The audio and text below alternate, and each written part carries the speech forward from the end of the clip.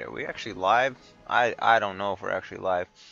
I tried starting the stream and then I paused it, but according to my shadow play, it's saying I'm not live.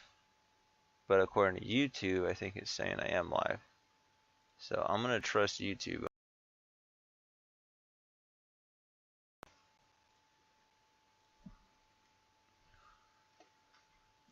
I don't even know if we're gonna have a stable connection here. Yeah, it's saying we're live, so alright, in that case.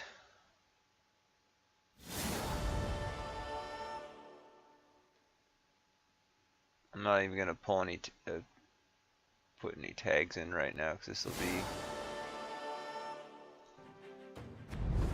sort of a stream just for the heck of it, because I don't know that I'll be streaming again this month, and this is the first stream this month. So anyway, welcome to the stream. This is going to be more of a video at this point, because I'm going live at 12:49 a.m.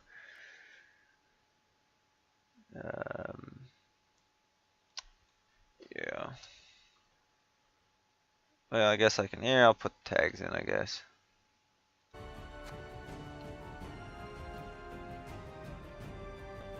Being stubborn for some reason. There we go. Alright, what do I want? That'll work.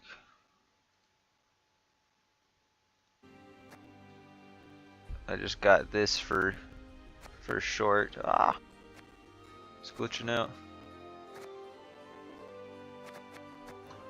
Okay, so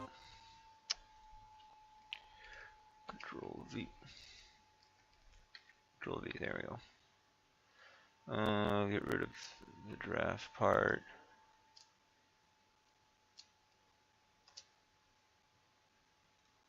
Okay.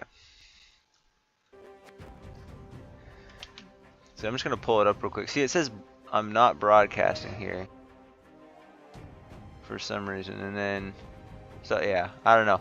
I clicked pause, so I guess I'm gonna have to end the stream. I'm gonna have to do it directly through YouTube, because I started it and then I immediately hit pause and it said stream failed.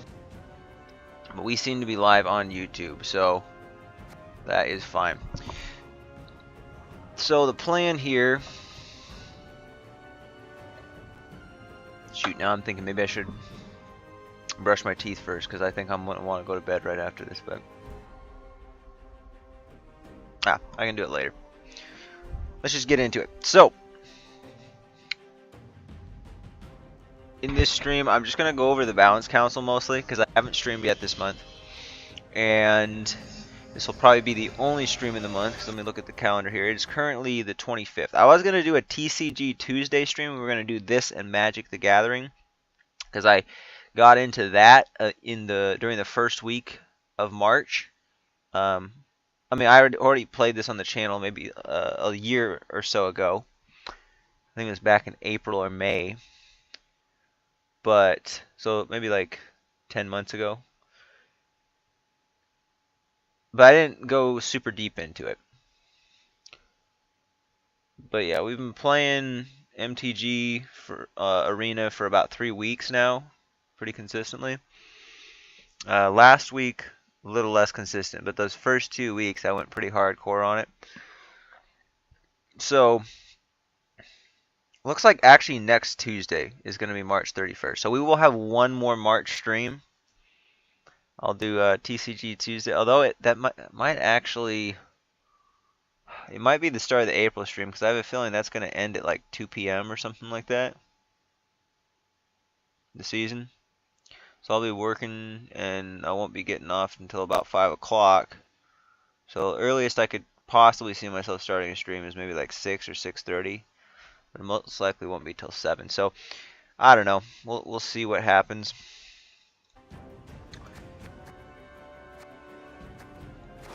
But yeah, I got quests. We're on the Aretusa journey now, so we're 22 in. I just bought it. Of course, I'm not doing the boost anymore. So we're making significant progress. I mean, we finished the yen one, so Siri was my first one. Then I think we did. Yeah, it was Triss, then Geralt, then Regis, then Yen. and now Aretusa. So after Aretusa, we'll only have Alzer and Dandelion left, which should get us probably till about the close to the end of the year, I'm thinking. It's like as soon as I got pro rank, I just like almost stopped playing, because like you'll see real quick here.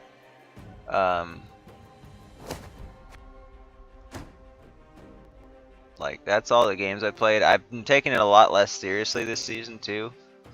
But you know, mostly with this, I've just been playing Alumni. I think all these games are Chinese, like Alumni deck. I got like a Falavar version, which to be fair is not that consistent. But anyway, as far as the challenges, let me look at real quick just kind of what we're going to be playing. I think the Zeal one might be broken. This one, oh never mind. Yeah, these are all probably good. Yeah, maybe we'll do Skellige. This one, like, what is this right here? Seriously, I'm gonna screenshot this. My screenshots were not working before, last time I played for some reason. But this challenge for 1 progress on the cycle, win 5 games. Like, just, it doesn't even matter what comes after this. Just anything that says win 5 games for only 1, like, you gotta be out of your mind. But there's like even a typo here, so but with 13 or more cards in deck for Master Mirror and Price of Power. So yeah, we're gonna re-roll that one obviously. Maybe I should have re-rolled one of these if they're broken, but I don't know. And Death Blow, that one's broken, I think. From from the past experience, that's what that told me. So, okay, let's get into it. Hopefully I remember all my thoughts on the Balance Council. I don't even remember exactly what I voted for. Okay. So, power increases. Actually, you know, I'm going to start with the provision stuff because I think that's what most people care about more. We'll go provisions and then power this time. So, our provision increases, our nerfs. Mysteries of Lochfane. This one, I don't really think needed it.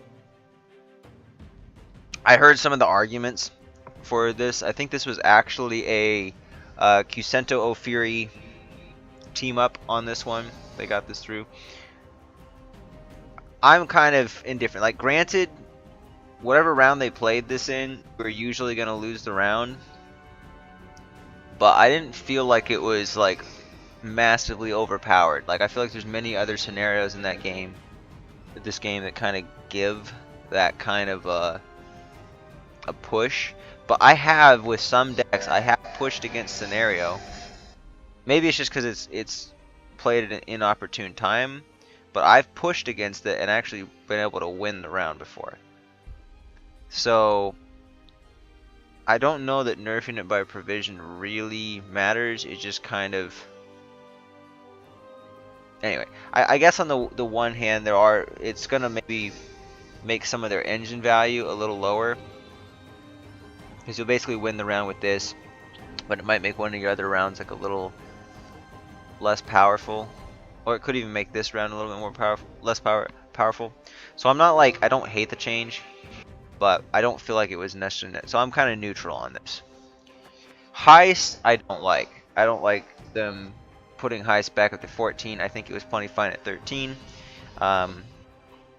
If you guys have heard me talk about this before, you probably already know my position. But just that is that Heist. I think it's only played in certain elf decks, and it can be very hit or miss.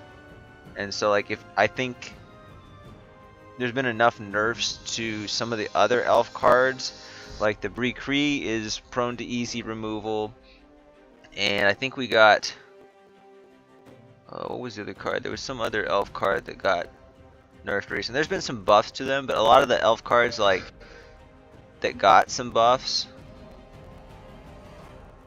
No, I'm trying to think, like, what's the 13? I think it bounces between 13 and 12 provisions. Tilian or something like that, or Tilian. Whatever. That one's usually not played in a heist deck. So That's one of them that got some buffs. But anyway, most of the cards, they're usually played in heist. A lot of them, like the Brecree and at least one of the one, have gotten nerfs in recent months. And by recent, I mean like probably within the last 6 months. So heist, I don't think needs to be 14. 13, it was plenty good, and you either pull it off or not, but it's pretty easy to shut down. And I feel like this deck deserves to, you know, when it does good, it deserves to like do well, because it's still counterable by many decks, especially some meta decks. So Skellen, 13 provisions. This one I disagree with.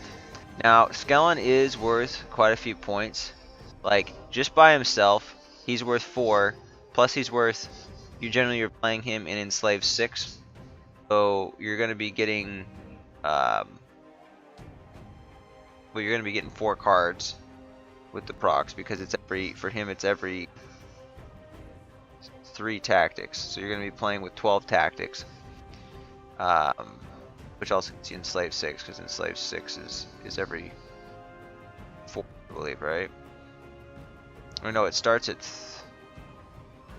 what does it start at? No, it's 2 for every, no, it's just a bait, yeah. I think it starts from 0 and goes 2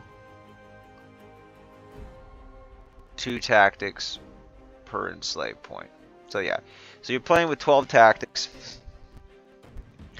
and this is gonna get you 8 points of damage. So 8 points of removal that can also be split, plus 4, like a 12 for that, 12 for 12. Like that was pretty even based on itself, but like obviously I wouldn't play it if it were just that. I mean, it would make more sense to just play like a more efficient removal, but it's okay. Like 13, it's still very playable, but it's kind of a card that is, it enables the assimilate. So let's just say on average you might have like 2 or 3 assimilate bodies. Let's just go 2 to be kind of, I think that's a little more fair to the card to just say you got 2 assimilate.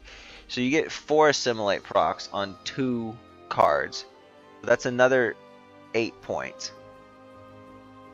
So this one will typically be playing for about 12 points amongst 3 bodies, plus 8 points of removal.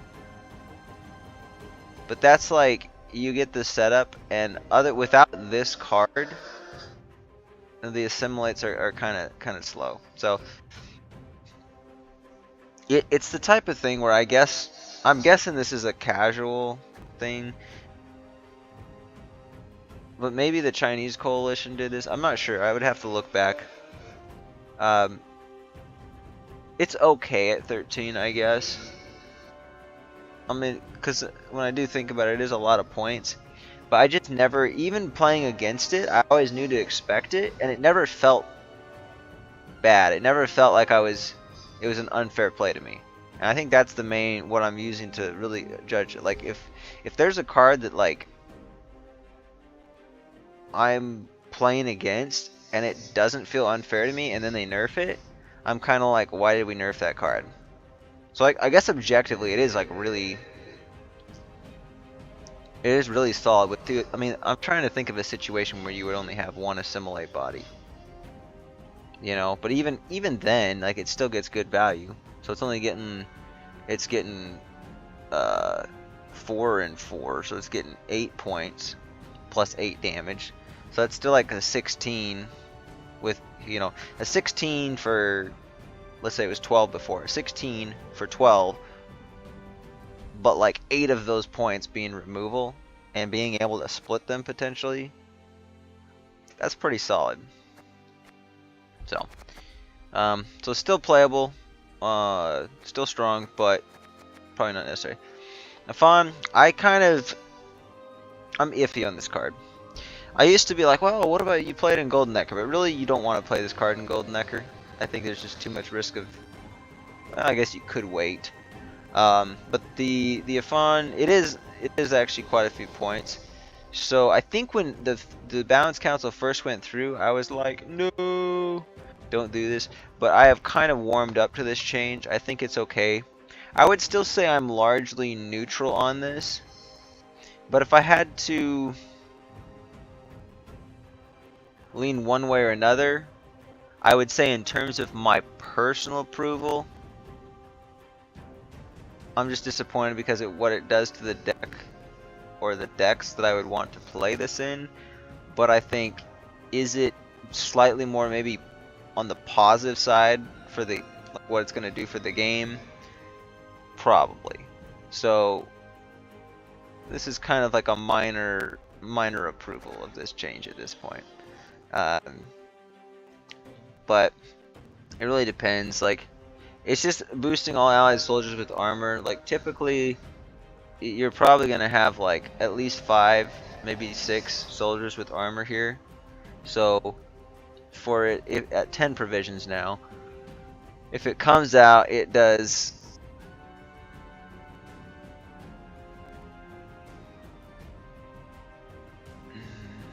We have to summon self, and then it can be removed. But it's realistically probably like a thin and 10 points.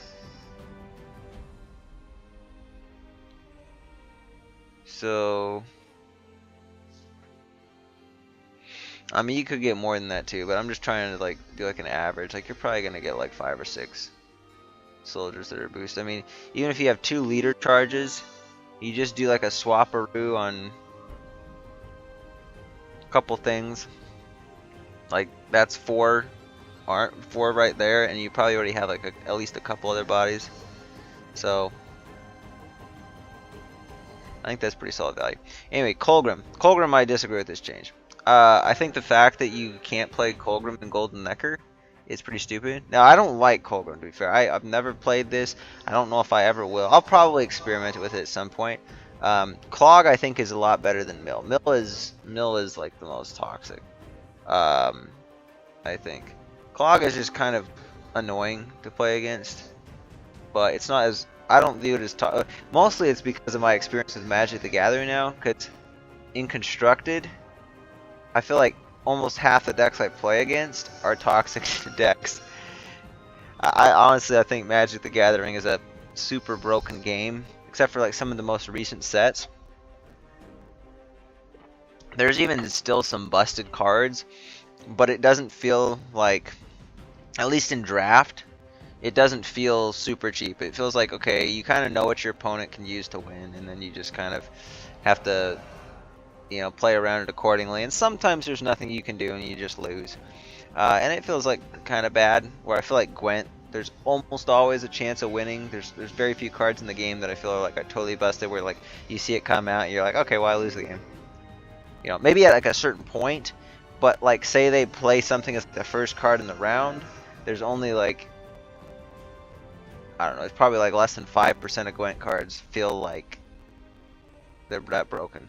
Whereas like with Magic, there's like so many different combos. Like, anyway, I'm not gonna go on I'll talk more about it maybe when we do a TCG Tuesday. But yeah, so Clog I think is fine. I cannot recall the last time I actually lost to Colgrim Clog. It's possible I have lost to it within the last few streams and I don't remember. But I will say the last time I was actually annoyed by Colgrim, or like kind of felt bad about playing against it. Jeez, I mean, we're going back several months at this point. Like, this is, I would say I haven't been scared of this since probably like May of last year. So it's not that bad. And I think at 9 provisions it was just fine. 10 is, I don't know who's voting for this. Probably, I'm sure this is probably a casual nerf. So Naval Supremacy, nerf to 9. I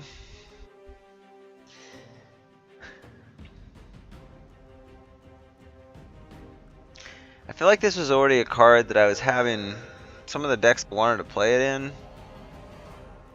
It was kind of tricky because I usually like playing Dagger in decks like this, and I've played it with Skirmish, or what are they, Warlords. On-crate Warlords, or Highland Warlords, that's what they're called. And actually, let me make sure we have audio. Okay, yeah, I just want to make sure. It's pretty late to do that, but um, there are certain circumstances where the Highland Warlords can kind of help out with this, but generally speaking, I don't think you should play with that. I think you should wait for the 13 damage. But it's really only playable in pirates or like heavy raid decks, because you really don't want to hit your own units with it. So I would say, at least with pirates, like, you don't take the damage. But if you can play like pirates, or at least like maybe 2 or 3 raid cards as well, while your opponent's having like forced to play units, kind of the ideal situation with it. I don't know that it really felt like overpowered at 8 though. I mean, you get basically a 4 provision ship usually. So for the other 4 provisions, you're getting 13 points of damage, which often only about 6 or 7 of that, well, actually more than that, maybe like 8. Let's say like 8 of that is going to your opponent. And it potentially enables Bloodthirst. So it's kind of like a 12 for 8. Which, so at 9, it's feeling a bit expensive.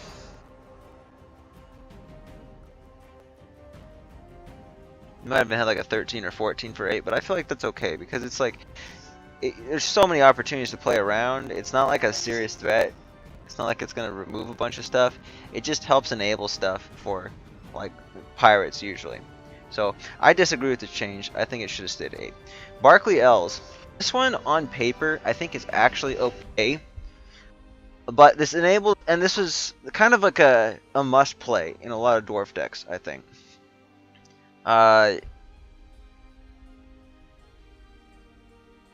But that being said, my initial reaction to this is I don't like the nerf.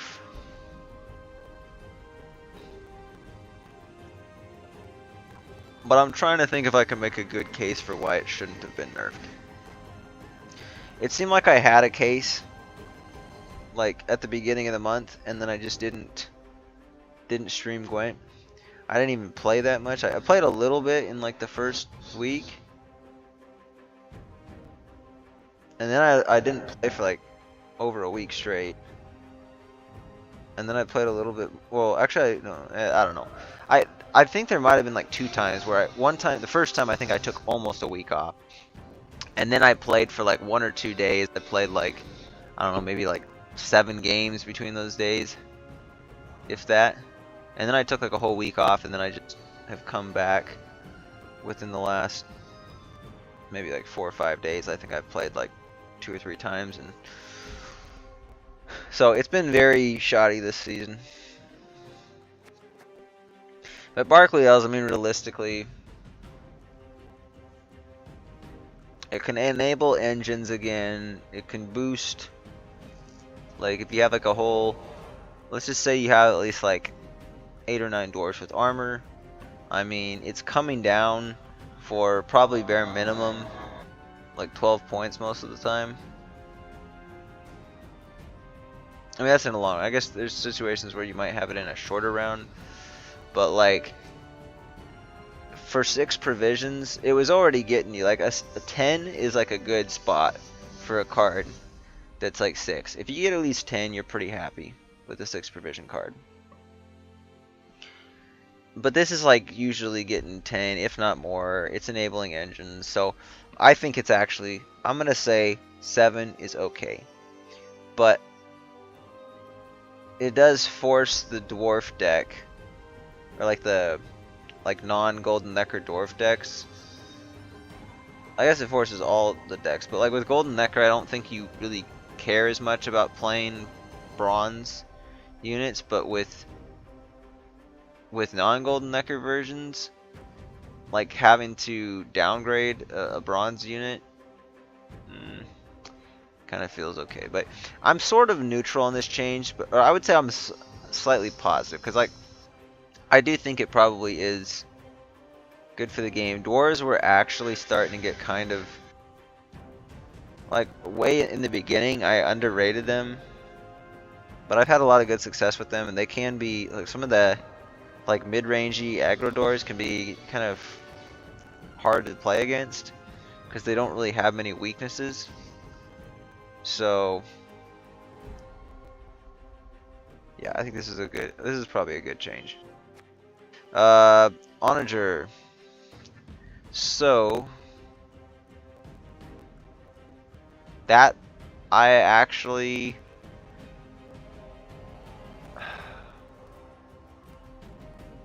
I think this card originally released at like 4 provisions is what I've heard. I don't know if it worked the same though, but I think it did. So this would be insane for 4. At 6 it's okay. This is definitely interesting because there's not many bronze Northern Realms cards that are 7. In fact, in the whole game, I'm thinking like Whispers of Dalblathana is like the one that comes to mind. That and like Reaver Hunters.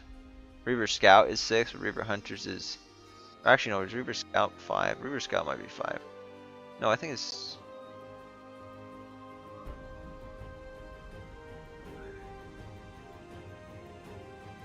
I think it's 5 actually, but Reaver Hunters are 7, and Onager is now 7. This card will definitely get its value though. It's just it's a bronze card, so you're kind of nerfing Onager decks if you wanted to play 2 of them, which I like playing 2 Onagers in most decks. I think there was a version like the Priestess deck I had played with an Onager where I only did 1. But like if I'm building like some sort of a Northern Realms Siege deck or just something focused on doing a bunch of orders, I like to put 2 in there. And I think I also did that with the Witcher trio deck, where you use the ship ballistas. I think I only put 1 on during that too. But generally, so maybe this is like a 2-point nerf to the deck, but like the Onagers are gonna get tons of value. So I think this is actually a good change. Because there have been times where like they'll play like an Onager and they might play something else where like something else is like a good damage engine that's like enabling the Onager, but then the Onager itself is kind of a threat. But then like having to take out, like if you only have like 1 removal, you kind of have to take out the Onager. But like if they shield the Onager, then it's like you gotta have something to like ping off the shield, or you just take out one of the other threats, but it doesn't really matter because they're usually gonna play enough to take advantage of it anyway. So this is kind of a card that like it's like a win condition, not in and of itself, but you have like if you just have engine overload or like control like ping overload, let's call it, and you can just protect like even one of these alone can win a round. So I think that's a good change. Toxicologist. This one I kind of disagree with.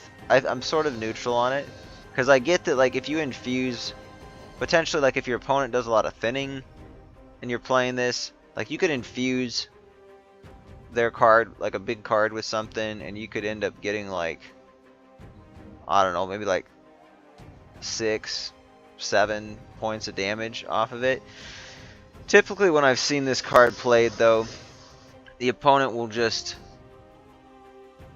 maybe like clog your deck a couple times, and then they might like do a Cantarella or something. They're probably not going to Cantarella and clog, but like there's usually maybe like 4 things they do that put stuff in your deck. So a lot of times this was playing for an 8, but then like on top of that, if like you're on the receiving end of it and then you thin, then your units are probably like maybe going to take like 1 or 2 more points of damage. So typically this was playing for maybe like at the low end was 7 for 4, but it was probably playing, now granted not immediately, but like anywhere between like an 8 to 10. So at 5, I think on paper this is fine, but maybe it's just because I don't play these kind of decks. But I don't know. I never really minded it too much. I don't think the decks that play this are often that threatening. So I'm gonna say Toxicologist. Yeah, I'm neutral on that change. Demon Smuggler. So right now we're basically getting an 8 for 5. People do not seem to be satisfied with this card, wherever it is. I either think it's too powerful or it's not powerful enough. Because, like, yeah, at 4, you get 2 bodies at 3, which first it was like at 4 power, and then it went up to like 6, and then it, well, was it like 4 power for 5, I think? Or was it 4 power for 4? I'm trying to remember when I started playing it, like going back to like February or March of last year. I think it might have been a 4. It better not have been a 4. I think it was like a 4-5. No, I think it was 4-4. That 4 for 4, the 4-4 is pretty bad because then it's a 10. It's a 10 for 4, which is really powerful. It would just be an auto include in any pirate deck. You'd really actually be considering this card, I think, in any deck that plays ships. So, but then at one point it was at like 6-4, which I feel like 6-4 was bad, because then it's 10 for 6, which is okay. Actually, but then I think it went down to, did it go down to 3? I think it was a 3-6 before this, so that at that point it's basically unplayable. And then, because at that point you're only getting an 8 for 6. And then at 5 and 3, it's 8 for 5, which doesn't feel good enough. So I think next, like, I'd be okay with it going down to 4 provisions at this point. I think doing 8, where like 2 of that is damage for 4. See, people are still gonna say, oh, that's bad, because like you're getting, it's 2 points of damage, which maybe could remove something, but let's face it, generally that's probably just going to be there to facilitate other pirate removal, like get that little extra point that you need, or to just build a little bit of armor. So I think next patch, I don't think I'm going to qualify for Balance Council this season, because I don't think I'm going to play enough to even get to Pro Rank. Because I've been kind of going up to the top of rank 3 and then falling back down a couple, and then mostly because I'm playing like the Chinese alumni deck, which is the version, well, I guess I should say alumni, the version I have doesn't have much control in it, but I've been just playing it for the challenges mostly, which, because I haven't been playing very much, means I'm focusing on the challenges and not on trying to win games. So even if I try hard on this, I mean, I don't know, I think we're probably going to most likely end in rank 2 this season. I might get to rank 1, but I highly doubt I'm getting to Pro Rank again. Like, that's just doesn't look like it's going to happen. So I probably won't be able to vote, and I don't think I'm going to play enough games to get 50 wins. Like, I'll be lucky if I even play 50 games this whole season. So, Demon Smuggler. A quick note, too. We actually have a viewer now. I was not gonna say I wouldn't be surprised if we didn't get any viewers at all because of what time I started the stream, though a lot of our viewers, besides some of my friends that will pop in every now and then, most of them are from like the Slavic countries, you know, Eastern European countries anyway, specifically Poland. So, but anyway, welcome viewer. Just going over the Balance Council. I'm gonna try to speed it up here, and then we're gonna get into some games with some of the Spring Cycle cards. So yeah, this should go to 4 provisions, I think, but I think it would be fine at a 4-5 as well, because at that point you get 10 for 5, so 8 for, but you know, it's been at those spots before and people just don't like it. So I think this is going to become like kind of a pseudo ping pong card. I think it's going to get buffs when people think pirates are underpowered, and I think it's going to get nerfs when people are stressing out over pirates for really, in my opinion, no good reason. Now, granted, maybe at the highest echelons, I've heard that the pirates are played, but to be fair, I don't usually see it that much. When I've seen pirates played in community tournaments, it's certain matchups they excel very well in, and then others they just kind of fall flat in. It's kind of normal. So I don't really see why anybody would think pirates are overpowered. Generally speaking, I think in a lot of the way the meta's been going the last few months, I think they've been actually last several months, I think they've been pretty weak actually. So, okay, moving on to provision decreases. So these are the buffs. Shield wall got a buff. This I think is probably the worst change this whole patch. Shield wall, there's a lot of decks, even at the high ranks, and even, you know, probably like rank 5 and up, that utilize shield wall. And like there's Meve decks. I guess the Meve is not quite as good, but there's a number of different shield wall decks that just really go huge. I mean, even Chinese alumni, when played correctly and with like a little bit of control stuff or extra protection, it's like this shield wall has so many good like some of the top Northern Realms decks are shield wall decks. It's basically like shield wall and inspired zeal. Inspired zeal's at 14. I don't think shield wall is as good, but I think it definitely deserves a spot. Wait, excuse me. This is actually, I got this backwards. I was thinking of it past month. I think it was last month or the month before, shield wall went up to 16. 16 is where it shouldn't be. 15 is where it should be. So this is actually a good change. This is actually one of the best changes. I'm sorry, I got that backwards. But yeah, so 15, shield wall is at 15. This is where it belongs. It never should have been 16 before. I think this is actually one of the things I voted for, if I'm not mistaken. I think I voted for this as a provision decrease, and I think I also voted for a provision decrease for Nilfgaard Double Cross. I think that one's at 17 right now. That is also insane. Like, I think Double Cross Assimilate at this point seems kind of better than Enslave Assimilate, and you get like at least one more provision with Double Cross. So it's, yeah. So I'm sad to see that that one didn't go through, but at least Shield Wall did. Eternal Eclipse, provision decrease 15. Yeah, I mean, cultists, you only play against them, like, let's face it, like probably once every like 20 games or so, and I mean that's maybe being a little bit optimistic. And the scenario is good, but like usually you're just gonna lose this round anyway. So like putting 16, the scenario at 16, I think was probably bad. So 15 is probably good. This is probably where it should stay. Not much more to say about that.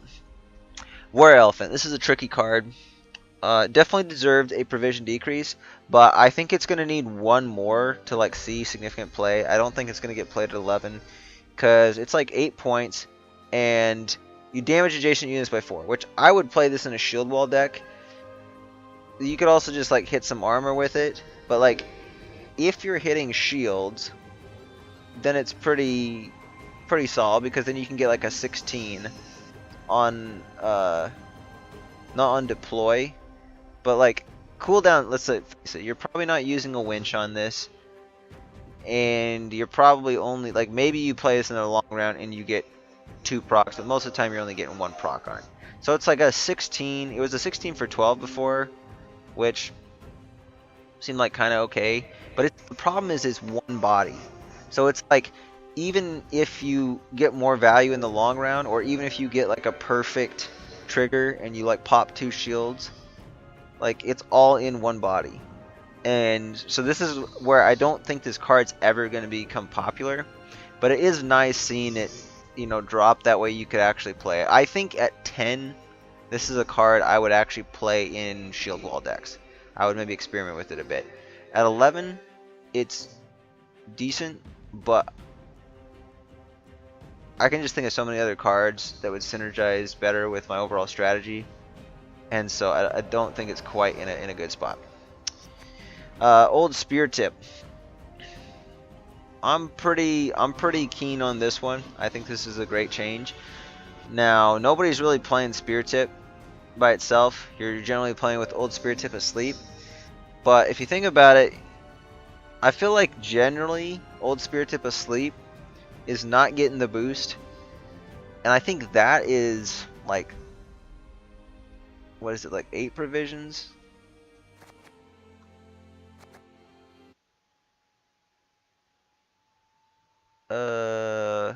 I was gonna go to playgwent.com. I'm just gonna check here. Also want to check that Reaver Scout real quick. Yeah, Reaver Scout 6. I was wrong. It is at 6, not 5. What was I just looking up? It was Northern Realms card, right? No, it's Old Spirit Tip. Okay. Oh. Oh my gosh, what am I doing? Oh, I actually got it somehow. How did putting an equal sign make that work? So it's at 6. So think about this. Before, you were paying 17 provisions to put this in deck, which if this gets locked, you end up probably like playing this later, but then it's just a 6 for 6. So it's like a 6 for 6, and then it would have been like a 12 for 11. So your provisions at that point are feeling pretty inefficient. But even before, you were paying 17 points just to play this for a thin, and it's 18.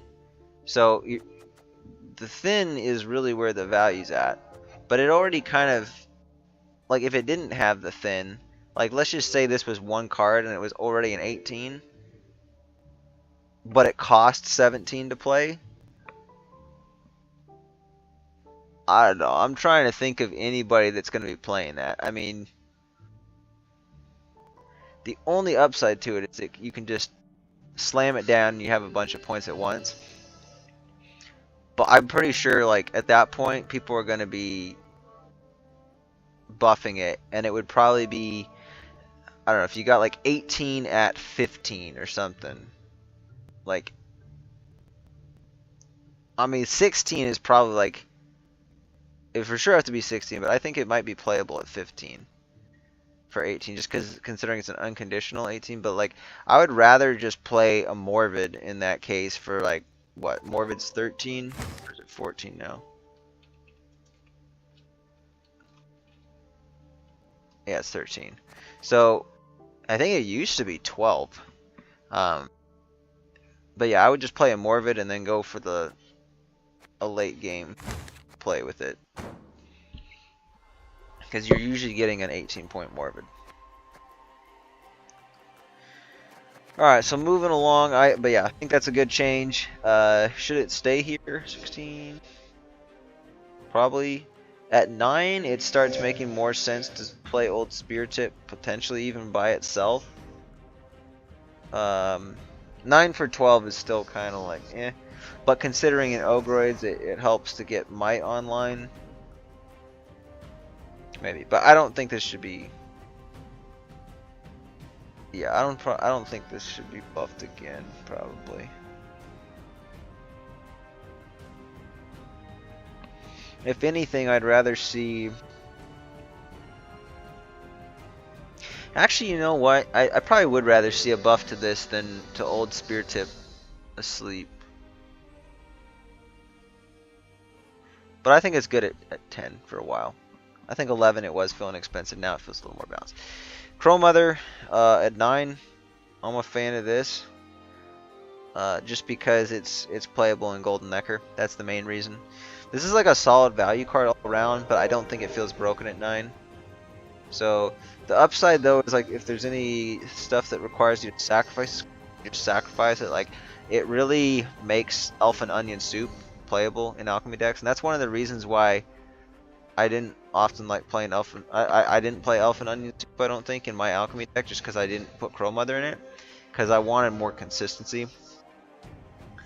So, but yeah, good stuff I think. Playable in Golden Necker. Carlo, this is a difficult card. I was really keen on this card in the early days of Gwent. Of course, there wasn't as many, you know, big removal cards back then, and also people were just not going as tall with units. Like if you remember, if you were ever played in the early days of Gwent, like when they, like after they modified it to where there was only a melee and a ranged row. So we're not talking like legacy Gwent with like melee, ranged, and siege. But once a semblance of this version of Gwent was the mainstream, you know, this card, I liked playing it early, and it would be really good because if opponent played like a solid engine, you would just remove it right off the bat. But after the game evolved, I think this card became really bad, where like now you have to play it at the beginning, pretty much, and it's very risky to save into round 2. So, because even as is, it was at 10 before, and you were damaged enemy by each card in your hand, which means you were only getting 9 points of damage. So it was like a 3 that could remove something up to 9, but it costs the same amount as other tall punishers, where it's like, why not just play a Geralt? You know, like this, sure, this can remove an engine that Geralt can't, but it's just the timing of this. Like you have to play it so early. If you play it late, like let's just say you played it with only 6 cards in hand, it's only 5 points of removal, and then at that point it would be like an 8 for 10 where 5 of that's removal, but like it would make more sense just to play a 5 provision removal card at that point. It's like half the provisions, and sure, you only just miss out on 3 points.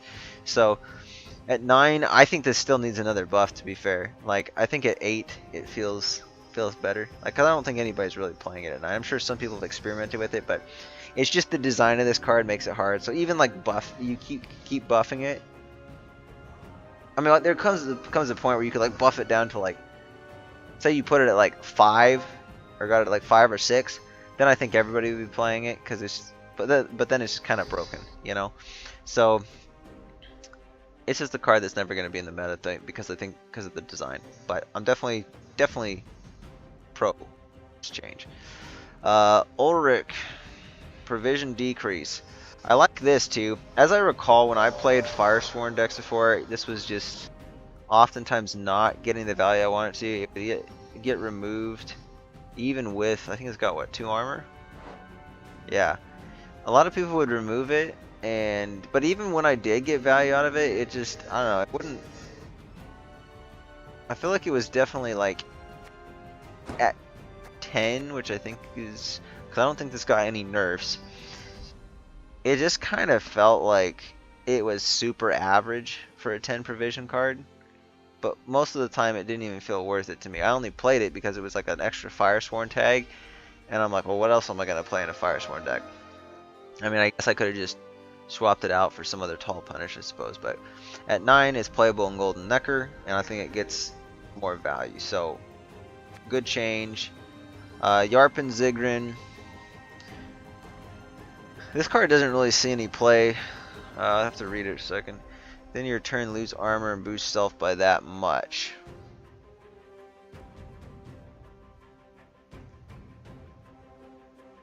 Huh.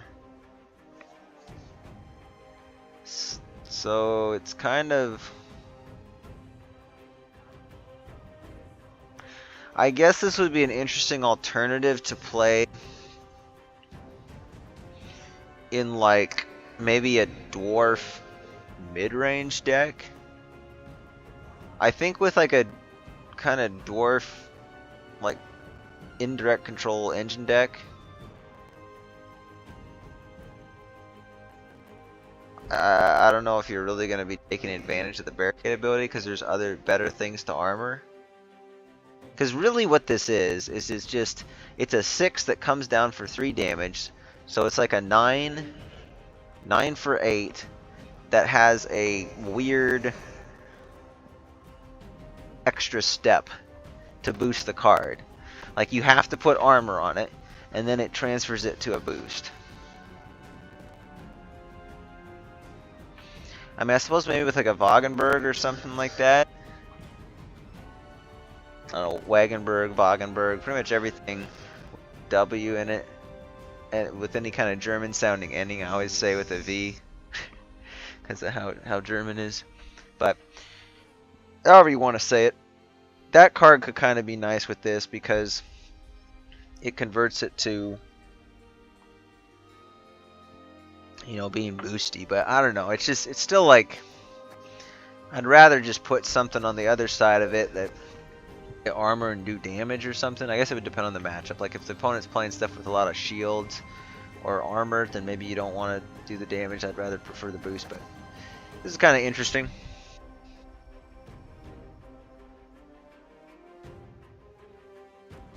Nine.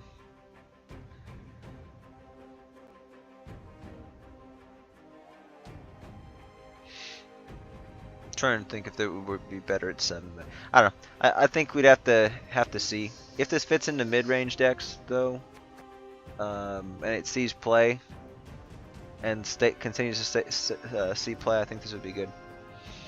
All right, Arch Griffin. This is kind of a strange card too. I think it's very niche because at the end of the round, shuffle this card back into your deck, keeping a boost.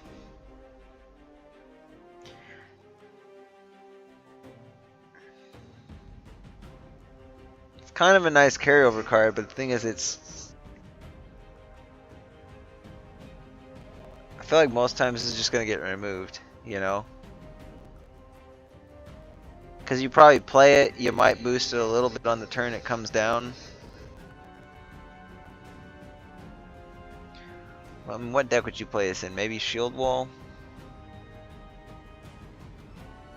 I was thinking Shield Wall though, you'd rather save Shield for something else. It goes tall though, so it's kind of I don't know if this is really gonna see play. I can't think of a deck that people would want to play it in. I guess it does encourage experimentation and it's an interesting carryover card, but I just think it doesn't probably get the value. It probably just gets removed most of the time. So yeah, I'm definitely pro this change, but I'm just not sure it's going to be ultimately that effective. Alright, so now we got the last of the provision changes. So, boardage. Okay. So, this is a very very controversial card, I would say. I think it was the Chinese community that decided to revert this. There were tons of people that were like, oh my gosh, a boardage got nerfed to 6 last season. Like, it's about darn time. This card was so powerful. And I could see that argument. Because when this card works, especially if you're playing it with warlords, and you still, like, you don't accidentally over damage something, then a boardage is amazing. It's like one of the best thinning cards in the game. But this is also a card that you'll play it in Skellige and you'll play just like a couple bronze pirates usually, but within pirates, I think it's a kind of essential card for the deck. Like, you have to play it, I feel like. There's not a whole lot of other thinning options in pirates. But the problem is like, a lot of times when you're playing against pirates, people will try to,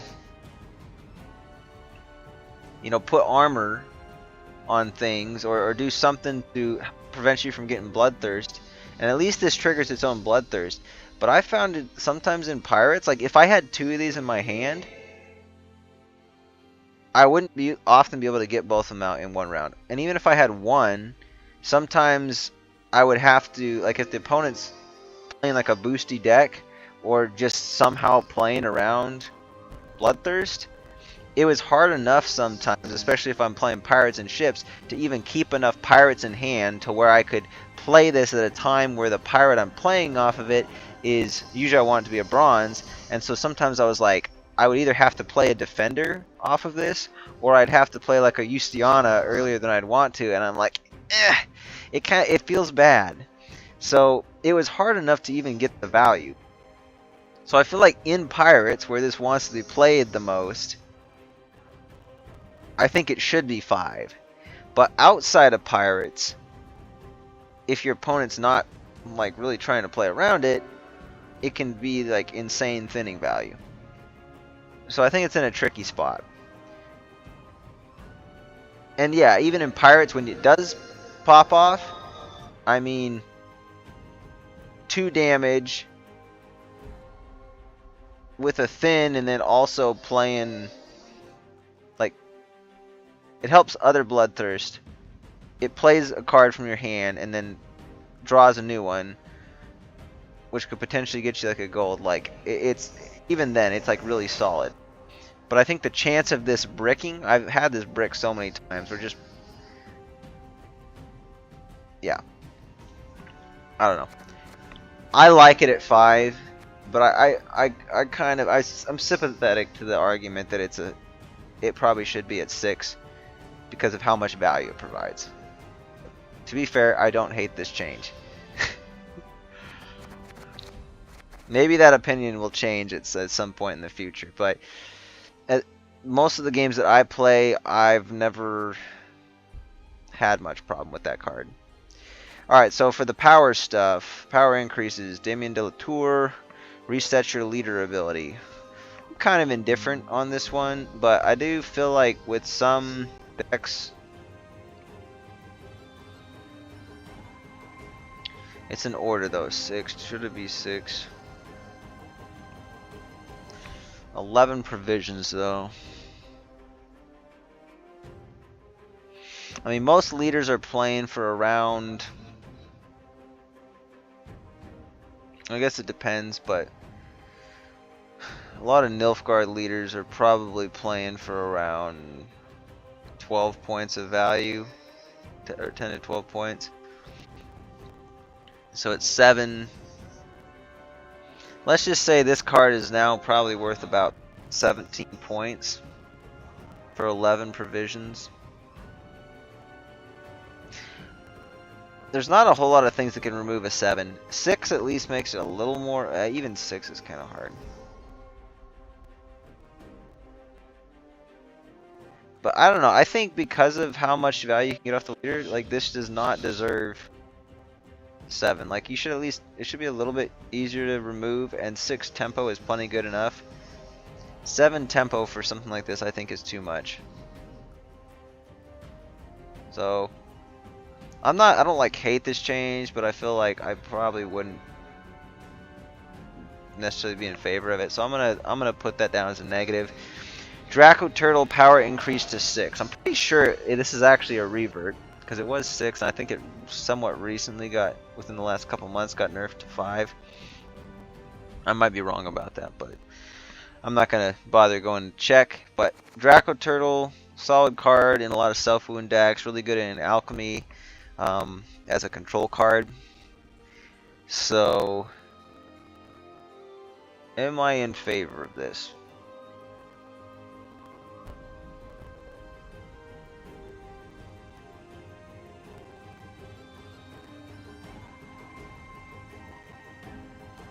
I don't know. Maybe it was better at 5, because this is a solid card. I mean, I like the card. I'm surprised how long it took me to actually start playing it.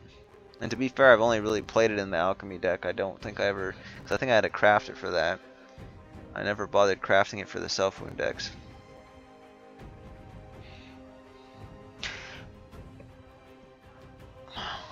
What about if this was reverted back to 5, and then we did a provision decrease to 9? Because I like the idea of this being played in Golden Necker Self-Wound. That being said, Golden Necker Self-Wound already has so many good cards to play that I think just adding one more to it, it just makes that deck like way too good. And it's like super versatile, so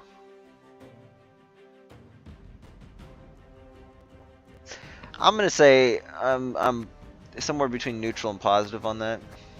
But I like the card. I don't think it's necessarily broken at 6. I mean, you were already probably going to do something to boost it before you remove anyway, so I don't think the difference between 5 and 6 is that impactful. But at least this one, the floor, let's just say it gets removed afterwards, it doesn't feel quite as bad. Okay, Phoenix, 5 and 10. I think this is also kind of...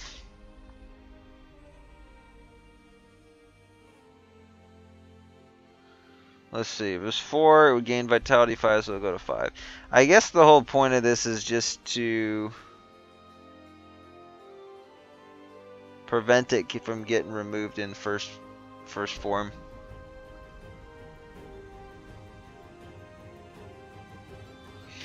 Also, welcome to all the viewers. I've been keeping an eye on it. We've been climbing pretty steadily, so I'm actually curious where all of you guys are from. I'm guessing most of you are probably from somewhere over in Eastern Europe, because I can't imagine we get this many North American viewers at this time, because it's 1:48 a.m. where I'm playing right now. So, but welcome to all of you. Glad you were able to join. So, yeah, the Phoenix, I'm pretty positive about this change, just because oftentimes Phoenix would... I think it's still worth playing, even if it got removed, like, right away. Because it could attract a 5-point removal, but you still get, like, 4 points of carryover in each round.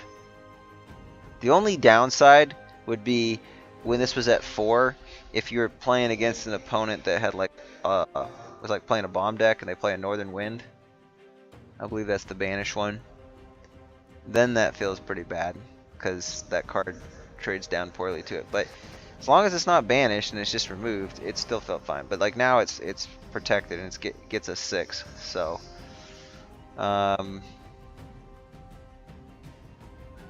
realistically then this is going 5, 5, so this is going 10 in one round and then 4 points of carry, so it's like 18 points.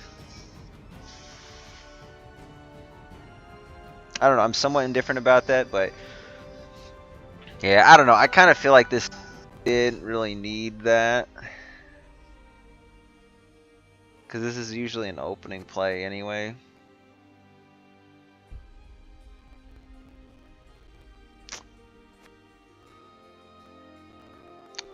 I don't know, I'm not going to say bad, but kind of neutral on it.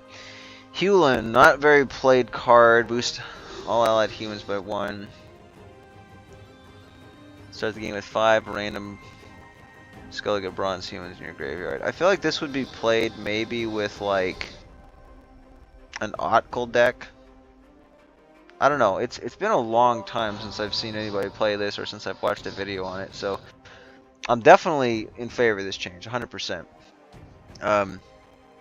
Although I'm trying to figure out why is Hewlin not played. Is it mostly just because of the design of the card, the type of decks? Maybe they're just not that popular, not meta. Power increase to 8.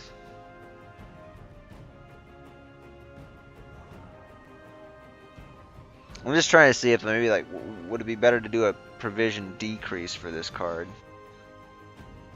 I don't really have enough information to know why this card wasn't played, so I don't think there's any more I can say on it than that. Harold Hound Snout, power increase to 5. I will say this would probably make me a little more keen to play this over a Blue Boy Lugo. Well, I would still maybe rather play the Blue Boy Lugos, but I think this gives me been a Blue Boy fan. I've noticed a lot of the higher ranked players, a lot of times they'll go for a Harald when I would go for a Blue Boy. But I mean, I can see the benefit to both of them.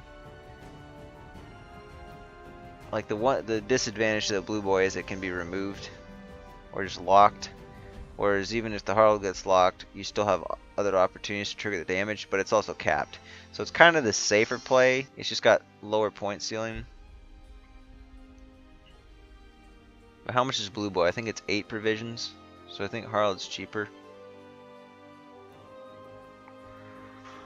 5 power increase.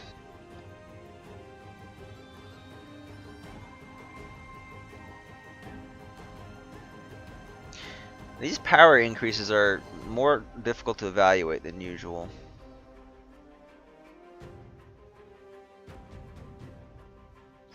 I mean, the underplayed cards, I guess Damien is kind of an underplayed card, but this one I'm against. This one I'm kind of neutral for. This one's kind of neutral slash against. This one's definitely for. I would say I'm for the Harald buff, because it's still within relatively easy removal range, but it just helps it maybe stick a bit better and gives you a little more tempo in that round.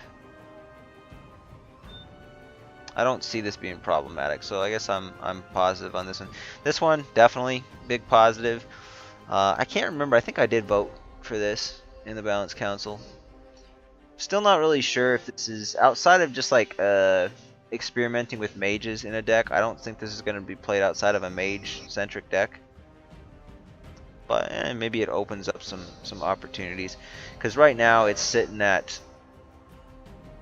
I mean, who's going to really remove it to get rid of that 2 damage? I mean, it's basically at this point the equivalent of an on-crate raider, but the on-crate raiders are 5. But it's kind of like it's basically an on-crate raider on deploy plus 2 more points, and it's gold, and it's like 1 more provision. So this is still not really like a gold card. It's effectively like a bronze card, but since you can only include 1 in the deck, it kind of, I don't know, doesn't really have a particularly good place. So I mean, right now it's after like over 2 turns, it's playing for 9 points, and it's a mage tag. So yeah, I don't think you're wanting to play 9 points over 2 turns for 6 provisions outside of a mage deck, but good change. Kikimore Stalker. This one kind of a indirect buff to Hive Mind then. Damage the enemy by 1. Problem is it's got Predator, and this kind of puts it in a danger. I feel like this is gonna get reverted this next month. At like the lower ranks of play, I don't think this is gonna matter, but like once you're starting to get like rank 3 and above, that's where like pro rank players start. And certainly if you're talking like top 200, top 500 pro rank, I feel like this is just gonna be huge value to Hive Mind and make it so much easier to remove things. So yeah, I don't know. And who's really playing Stalker outside of Hive Mind? I'm trying to think. What would you play of the Hive Mind cards? I think the Kikimore, is it Warrior? I think it's the Kikimore Warrior. That's the only one that I've played outside of Hive Mind. I could maybe see an argument at this point to play Stalker outside of it. But even then, I mean, like, you can't really get the boost, and then it just is prone to removal. So I think this is still only played in Hive Mind, but it's a pretty significant buff to it. So I think this will get, I'm going to say bad change. Kedwini Sergeant, a 5, which I think last month this got nerfed to, or this got bumped up to 5 provisions. I like this card best at a 4, at a 4/4. At 5/5, I'm less likely to put it in the deck. Mostly because I think there's a lot of good, like Northern Realms has a lot of good 5 provision cards.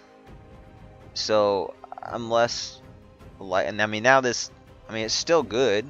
I mean, because now it's an 8 for 5 with like the charges, but you have to like make good use of the charges. I mean, let's face it, are you really just playing this for the point value of the card alone? No.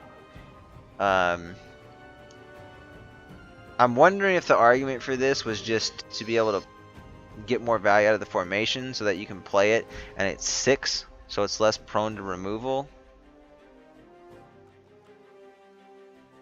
I mean, maybe people were wanting to play it in a Muta Generator deck, but Muta Generator's been Like it's not really meta anymore. It got a number of nerfs months ago, and so I think now it's a lot more in check, because for a while it was just running roughshod, and like half the decks, the Northern Realms decks you play against, were just mutagenerator decks, and it was so frustrating, because it's like unless you had a heat wave, it's like you were really in a tough situation. You had to either like try to get an early pass so they didn't get value, or just bleed out all their value from it.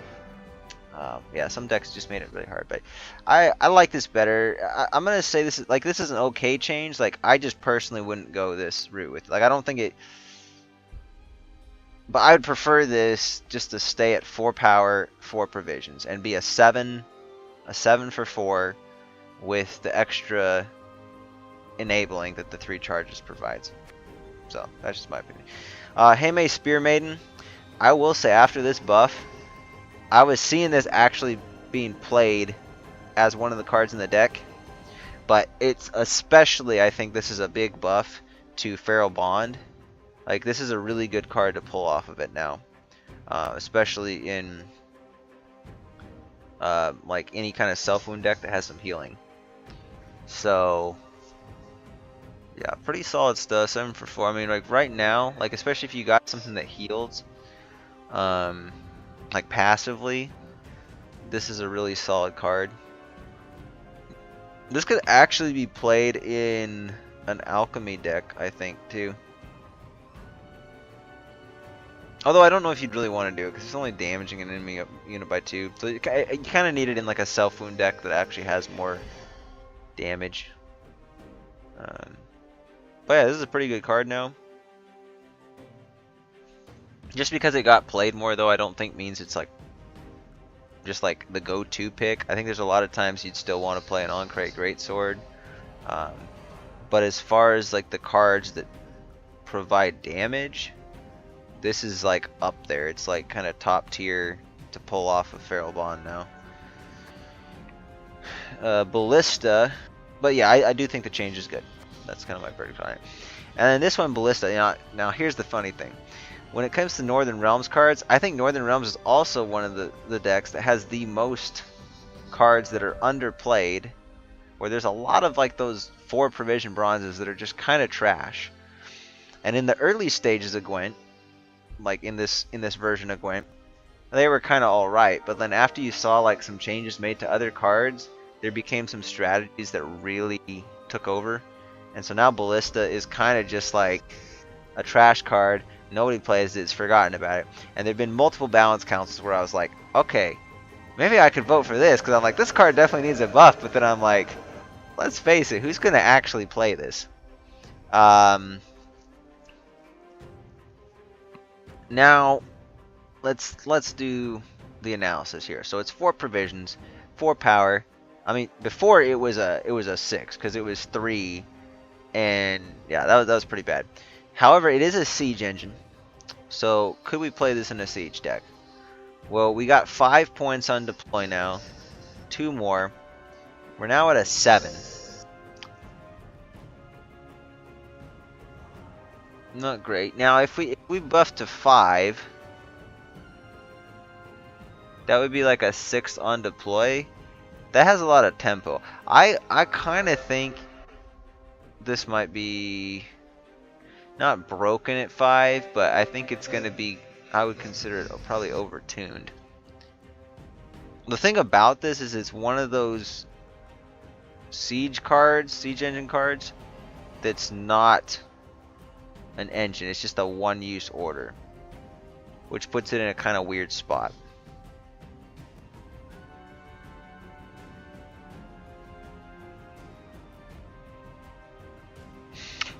If this were to get buffed again, though, you're getting 6 tempo followed by 2 damage, and it enables like a better bombardment. It also is something you could play to proxy each scenario. I just think maybe at that point it's too much tempo for this type of deck, so I don't think it would ever stick at 5. So it's like, this is kind of the best this card's ever getting, I think, to where it could be stabilized. But I still don't know that I'd ever play it, because it's essentially capped out at 7 points and then just enables the other siege stuff. But like, let's face it, you play a reinforced ballista. Turn 1, you're getting 4 points on it already, and so as long as the game goes at least 3 more turns, like, you get that. Plus, you can actually enable like onager synergies. Now, granted, that's a 5 provision card, so I don't know. Ballista might be okay.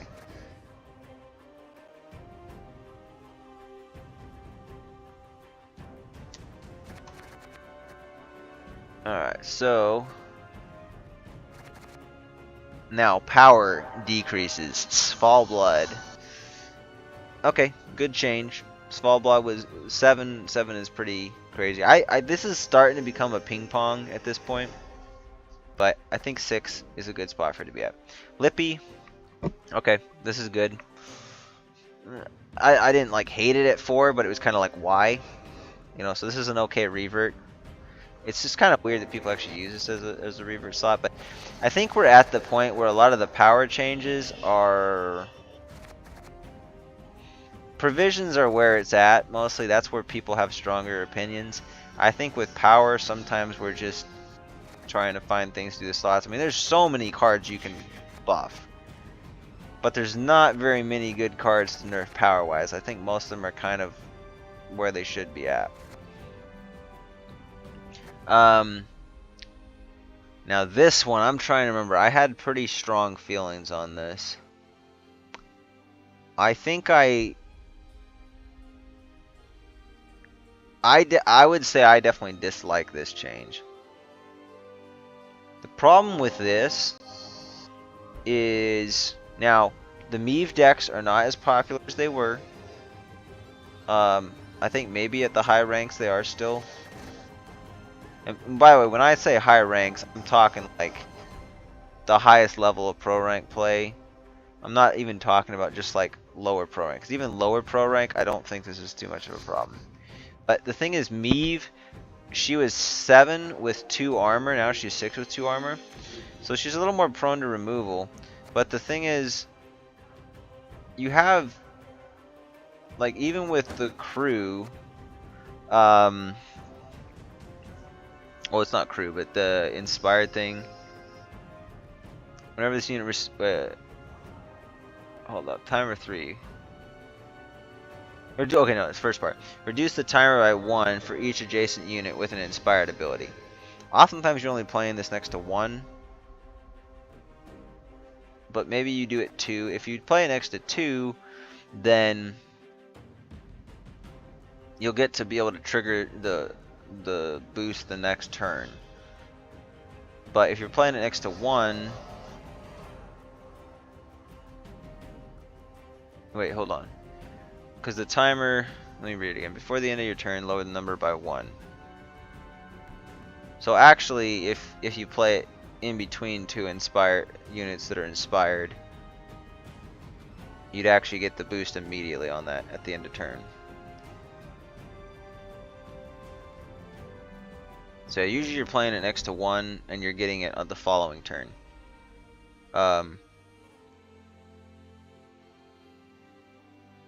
But I don't know. There's enough time to respond to this that I don't know that it's.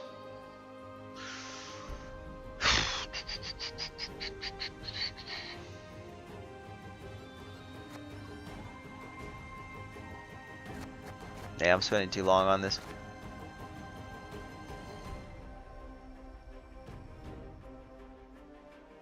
I don't know.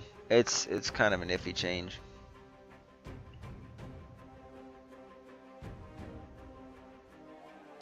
The more I think about it, though, it's starting to not seem so bad.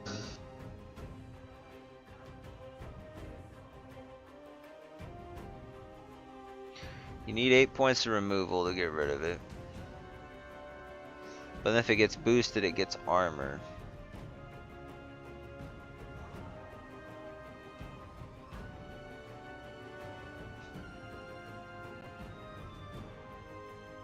There might just be some interactions that I'm kind of forgetting about.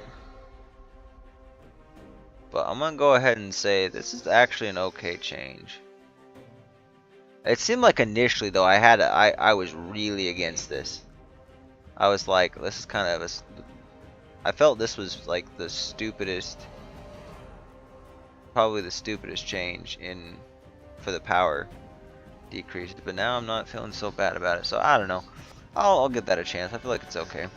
Brehen. So I've talked about this card a lot recently. Just even referencing it in game. It's a tricky situation because there's some games where this feels amazing, and there's other times where this card seems underpowered. I think because you play this in Gorilla Tech, personally, when it comes to tall removal, I value the cost of the card, so the provisions, a lot highly than a lot of the conditions. So I think just the fact that this is a tall removal for 8 provisions, I would value this card quite highly. So in that case, there's some decks that this could not play well against, but like assuming you're playing cards with movement tech, or you're playing guerrilla tactics, I think this card can get really good value for the provisions. So, and it was already like before, like a 5 points on top of that is pretty big. I think this is a controversial card. There's some people that think this is crazy and underpowered. I actually don't. I think this card is good, and I think at 4 provisions it's probably, or 4 power.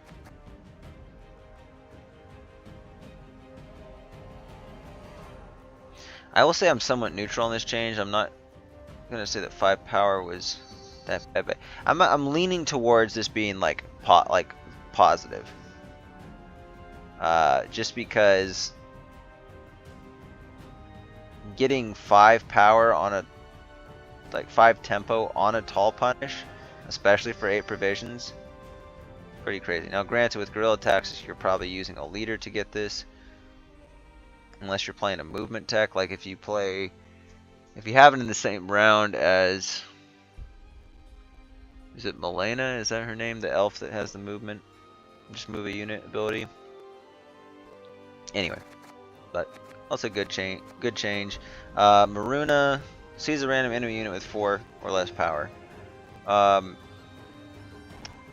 This one just got a provision buff, and then now we're nerfing the power. I mean, granted, this was like, even at 5 now, let's just say it was 4 power. This is a lot of like a pretty big swing, because it's like a 9 plus 4, so it's like a 13-point swing for 7 power. But like,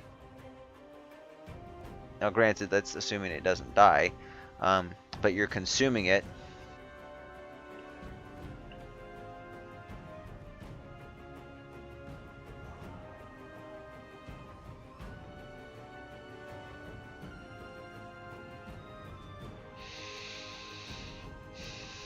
Okay, you consume it.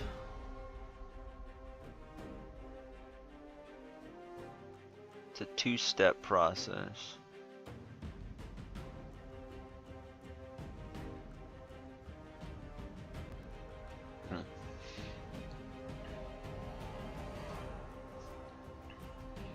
Oh, let's just say it's 8, and then, so yeah, it's like 13 points. I guess before it was going to be 14 points for 7.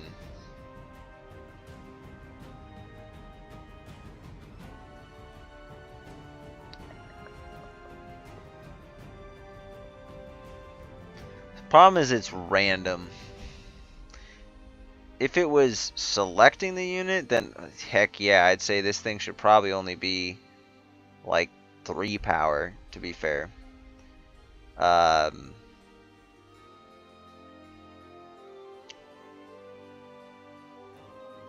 But you might not even get a 4 provision unit, so I think this is okay here, but I don't think we had enough time. Like, I don't think this sat long enough. Just being at a 6-7, and I wasn't even seeing that many Death Wish decks play it, so I'm kind of not really for that. I think that changed probably bad. I'm maybe neutral at best on it. Renfree's gang. Now the plan for this is to go down to 5 provisions, I think. So I don't know. I think my views on this card had maybe changed.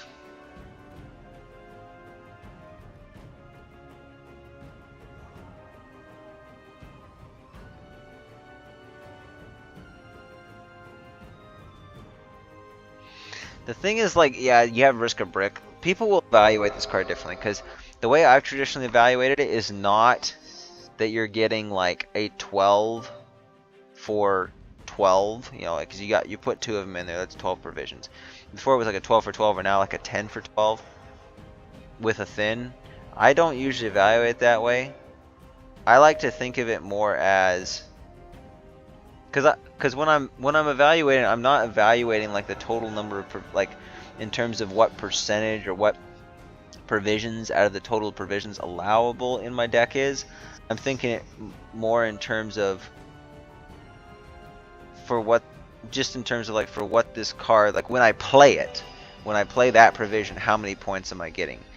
And so considering this is a thin, like if you brick, then the math changes. Like if you brick and you're forced to play one or both of them from hand, then the math changes and this actually becomes, you know, in this case with what it's showing right now, it would be a 5 for 6, which is really bad.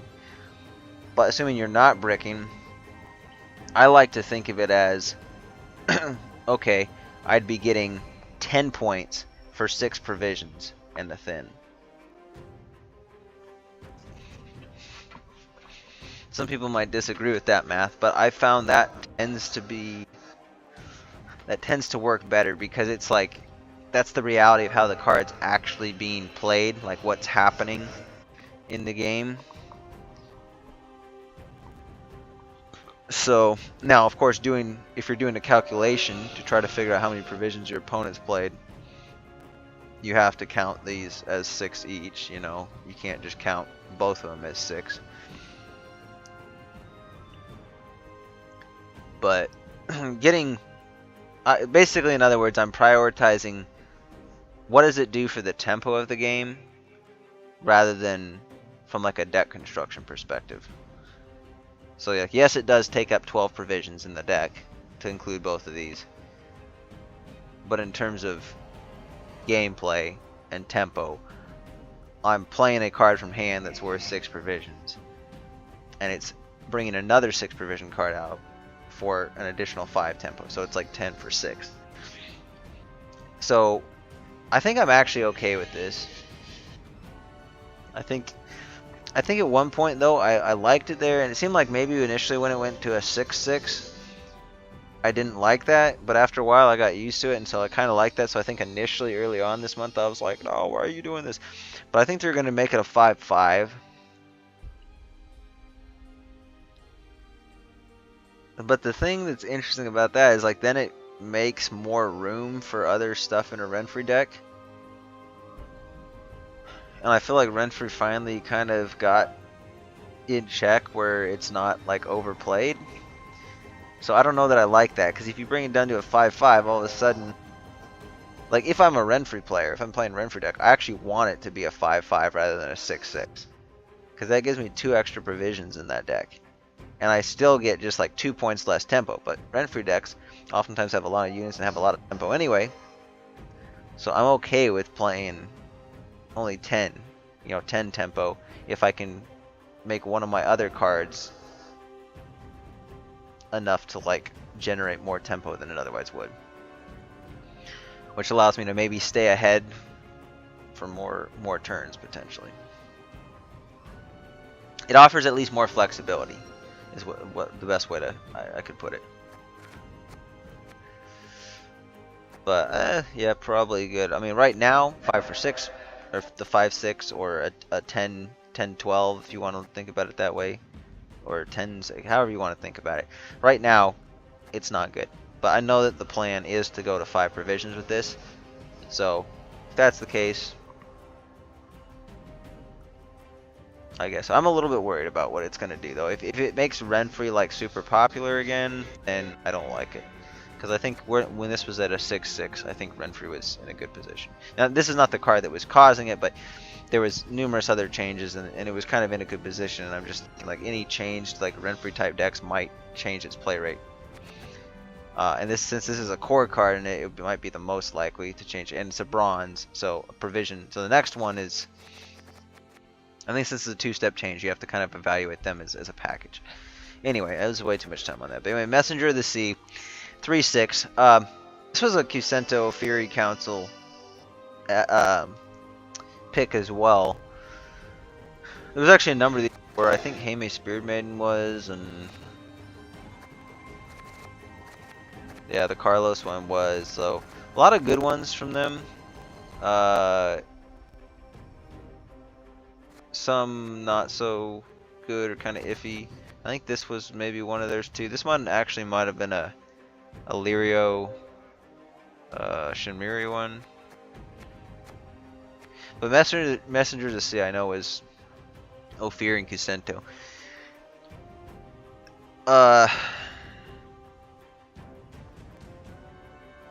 What do I think of this? I heard Kusento's argument for it. I think he's largely correct with it.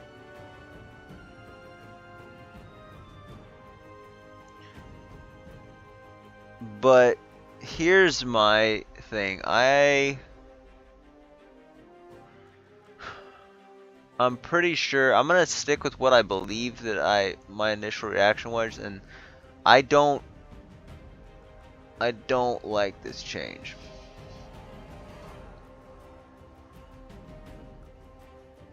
I think.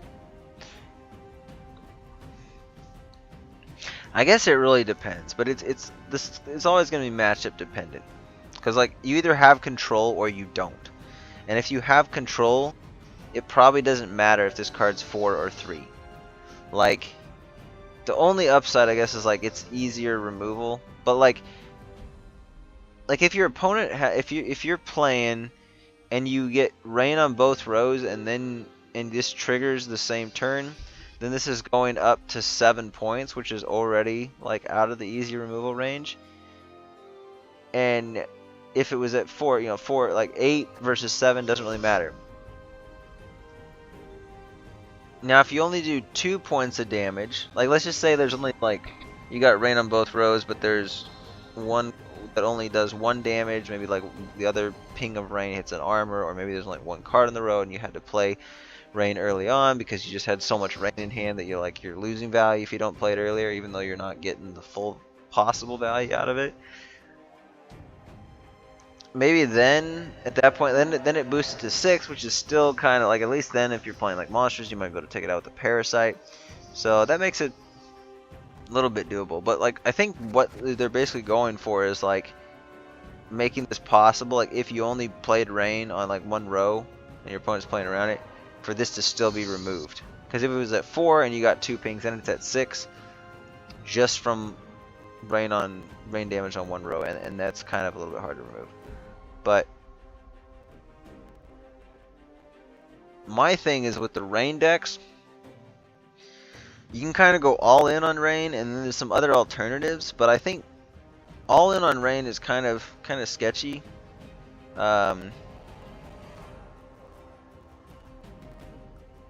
But a lot of the alternatives I just don't think are as fun, or they just don't fit the archetype as much. I'm trying to think of what you would actually like. I think I've seen what's the scenario? Ragnarok, I think played with some of these decks.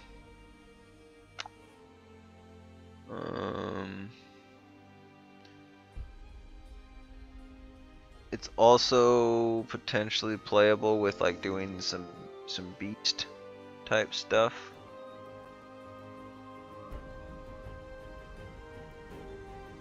But I think the ones that I've seen more, it's like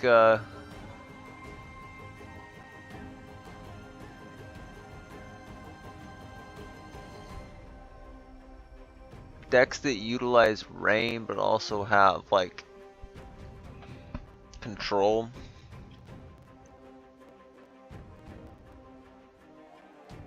Then it kind of does better in.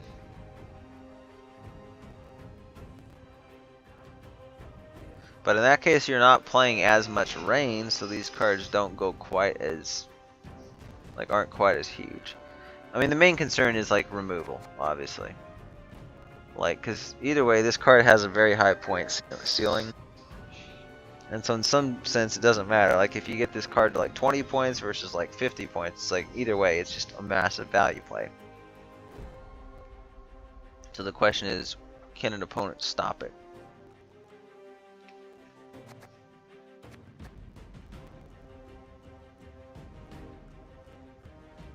I just don't feel it was like that much. I mean, yeah, sure, it's a threat, but like, Rain was not a super popular archetype, and you're like hurting one of its best cards. So I'm gonna say I disapprove of that change. Archfang Crosswoman, power decrease. This was a good card. I wasn't like feeling like it needed to be changed, but given that this has flanking, you kind of play it on range row, and it's very difficult to deal with, other than like a lock. At that point, you know, I mean, you can try to remove the armor, but it's just gonna get it back. So, if it's on melee, it's a different story. But yeah, this is probably a good change. That being said, it doesn't get the automatic value, so it depends on what kind of a deck this is in. This is why I always felt like it was okay this one was at 4, so I'm kind of neutral on this change. But I think it's okay. I just don't know if it was something that I... Now granted, I think soldiers are pretty strong. Like, if you were gonna nerf any card in soldiers, I feel like this is like a decent card to nerf. So, it's probably okay. Giant Toad, definitely in favor of this one. I think this is where it should be at 4 points. Just too much carryover for it. Not much more to say about that. And then the Demon Pirate Captain. This one was at 4. This was like 7. Now, I mean, I played it at both. I think it's still worth it. Like, I think it was fine at 4 for Pirates. And I think the only reason this is getting, again, like, I think people's overreaction to Pirates, like, it's like now Pirates are looking kind of rough because Demon Smuggler just got a provision increase. I wish it was at 3-4. I don't know why people are going to 5. It's probably going to go to 4 after this, which I guess is okay, but it's also going to take up more provisions in the deck. And if a boardage gets nerfed back to 6 again,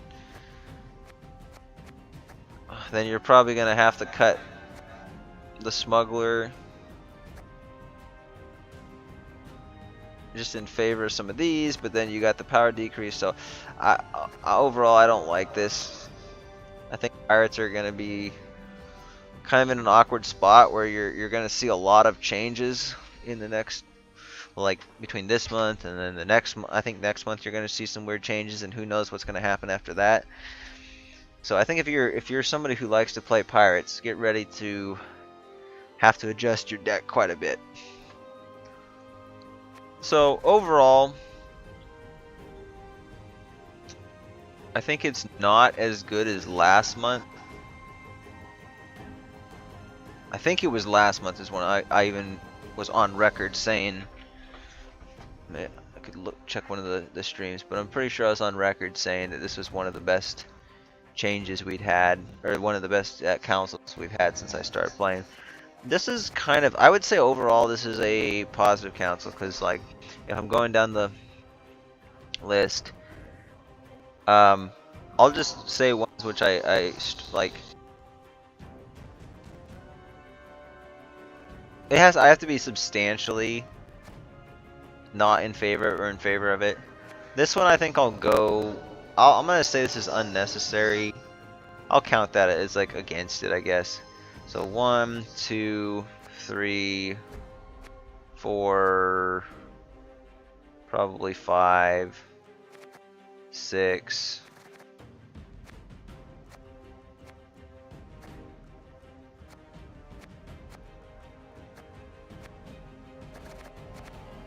I'm actually in favor of all of these. I guess 7. Maybe it's not fair to count this one. I'll just say 6 then. Maybe 7. It's kind of hard to say. I'm gonna say 8. I warmed up to that one. 9. 10. So there's 10 changes that I don't like, but ones that I'm very in favor of. Like some of these cards are like maybe Arch Griffin. I'm like, I don't know, but like boom, boom, boom, boom, boom. I'm gonna count a boardage in it, so 6, and then say 7,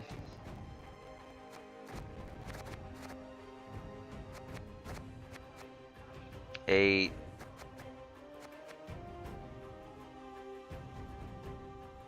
9. I'll say 9. I guess 10. Maybe 11. I'm surprised I didn't vote for that though. 11.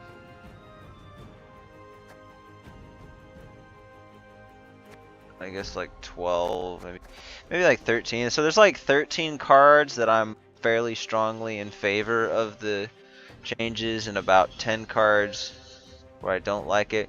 The only ones, I think the ones that I feel really strongly about though, that I don't like though, it's mostly just, I guess 1, 2. I guess I don't play Colgrim, so I don't really care that much, but I also think it's unnecessary, so well, let's just count that 3. And then maybe like,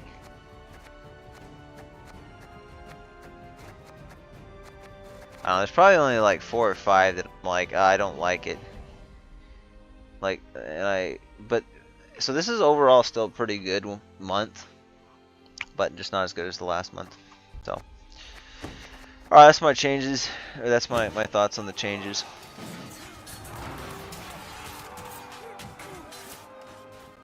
Dude, what the heck did I just do? I just spent like over an hour and a half talking about balance council. That's crazy.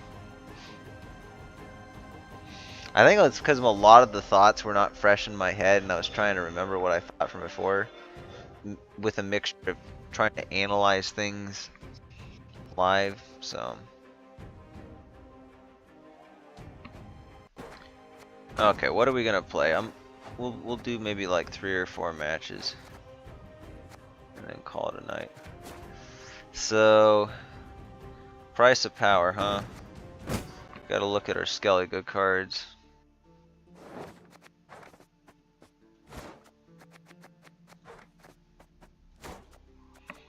So that's Rain then, huh?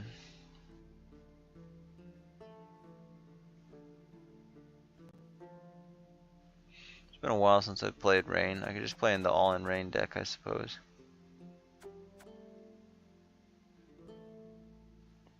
Anything that's damaged.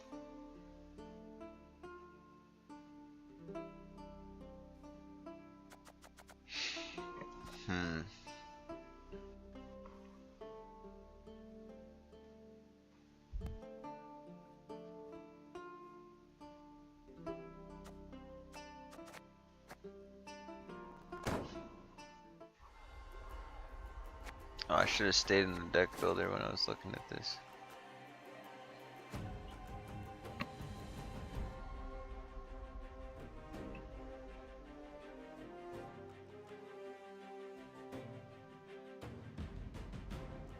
I'm actually more concerned about getting these done.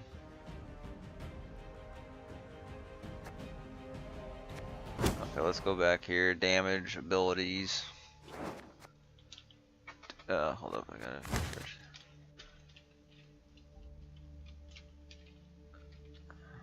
Okay, so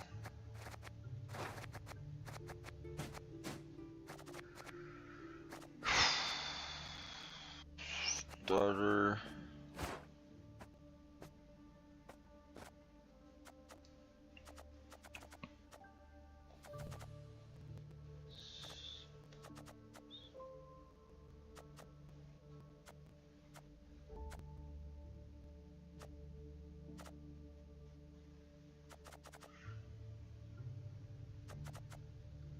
So I suppose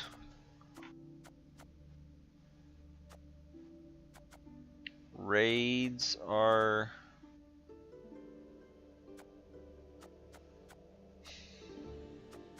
I don't have many decks that like combine a lot of these though.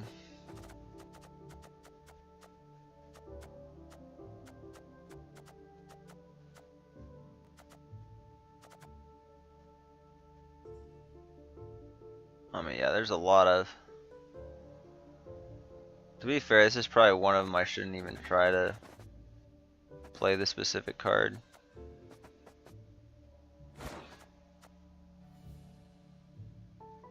I mean, there's just so many different cards that I could play. So I'm actually thinking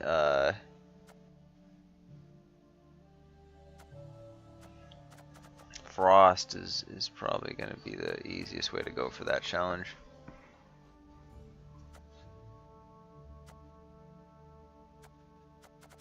Even like a Warriors deck though.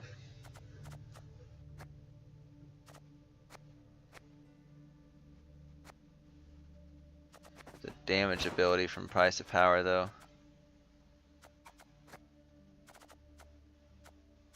I mean, the rain I think is probably just going to be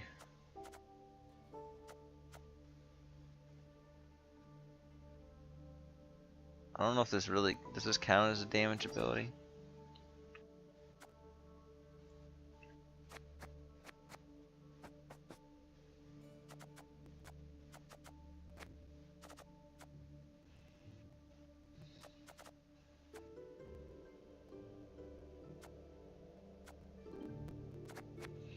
Let's just play rain.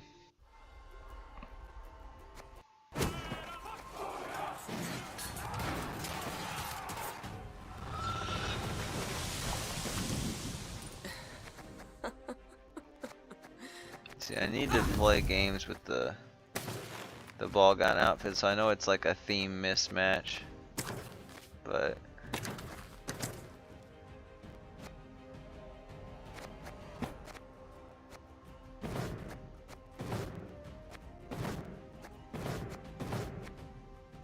gold spikes.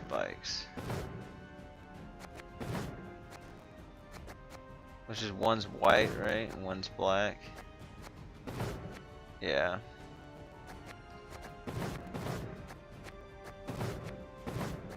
Something that looks good.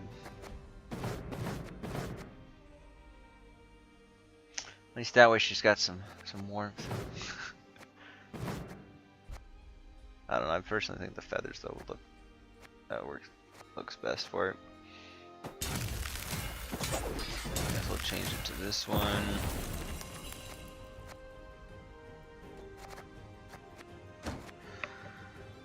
Alright, we got the winter border. I'll just keep it though. I would like to get this spring cycle card back just because I like the way the green one looks.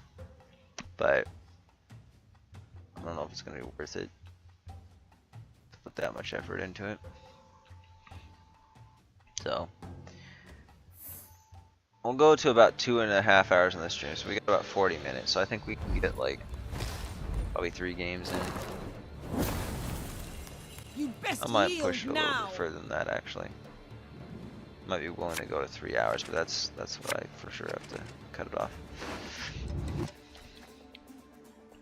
Alright, so at least we got 3 mulligans. We'll put that back. Put that back. Try and remember what to play order is that I want. I think we don't. Yeah, we want to summon out the other guy. So Slave 7. Whoa. Whoa, whoa, whoa, whoa.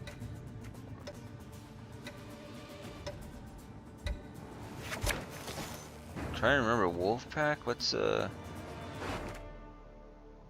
Wolfpack in here for?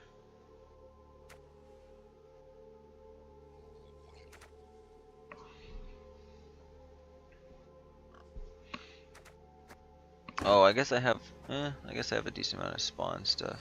Yeah, because this puts a different siren on the row. Okay.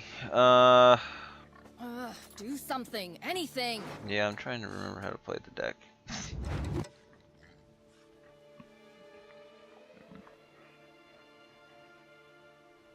kind of an awkward hand, but yeah, I guess we just have to.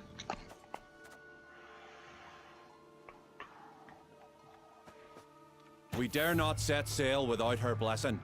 Run while you're still able.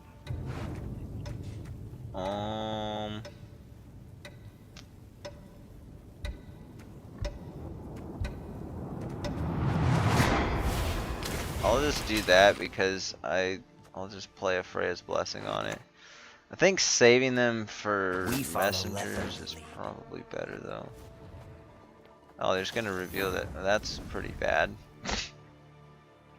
They got one of my biggest cards. Okay, well we do. I think we want to kill that.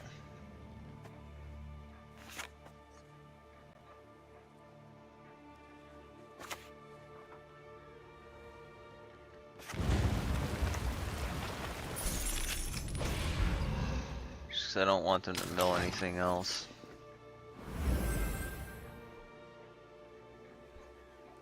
Scepter of Storms was a card I was considering taking out before.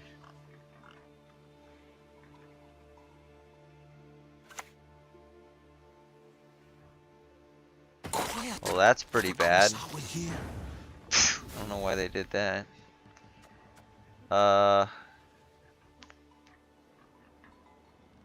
Should I bait out a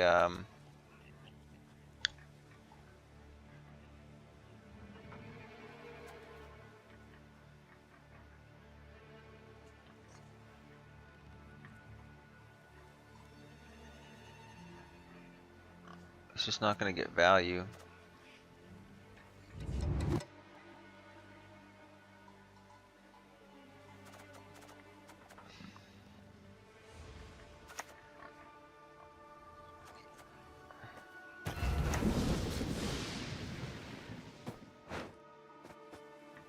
Alright, let's do that.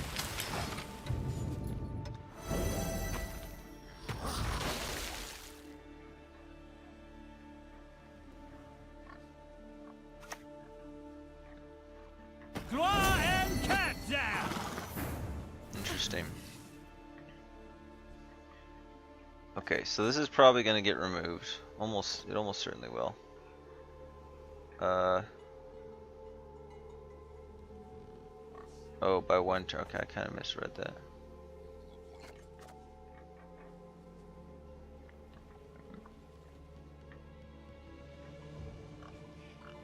Just a random one. Okay. Do something, anything. Is that? Wait, whenever Allied Beast. I think it could still boost self, right? Pretty sure.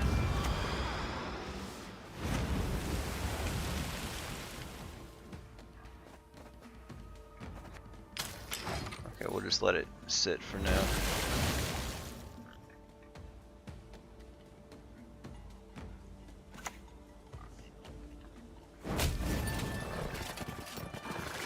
Okay.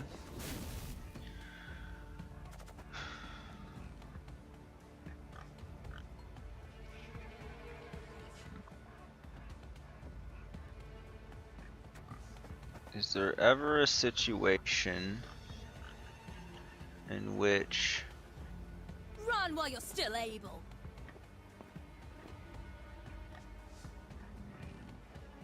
Not too shabby. Not shabby at all.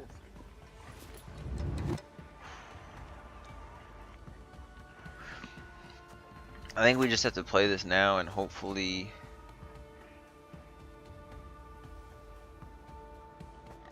Nelucine sends blessings. get something We out. pay her with reverence.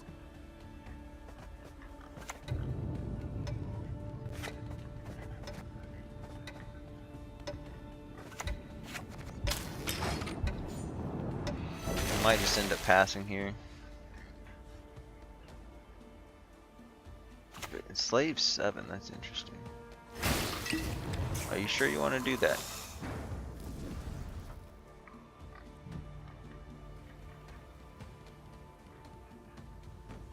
I doubt they actually have a lock.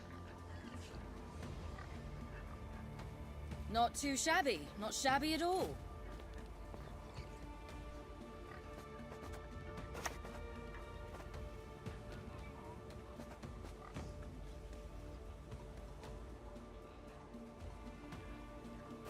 I'm just gonna boost that. I want to see if we can play in more. I'll just pass this next turn though, because I don't want the anglerfish to go back in the deck. I'm okay with doing it if they like play way down though. I think they'll keep playing.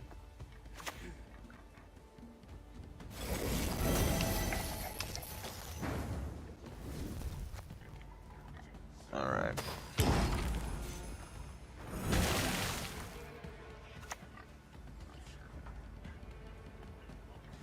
I'm sure the anglerfish is gonna pop back into the deck this turn. I think it's okay. Yeah, it does it now. It does it at the bottom, so they get ahead with that. What are they doing? Good as dead, that lot. Dude, what are you? What? Are they just trolling me at this point? Blood first, foul blood! What could they be up to?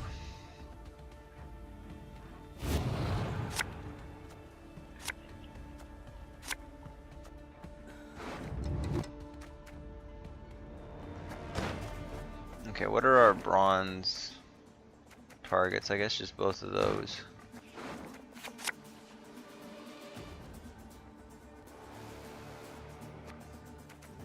Although that one 9, so I could play that with the Melusine. Okay, I think that's pretty good. I don't think I'm missing anything else. Fulmar's been taken out, so yeah, we're good.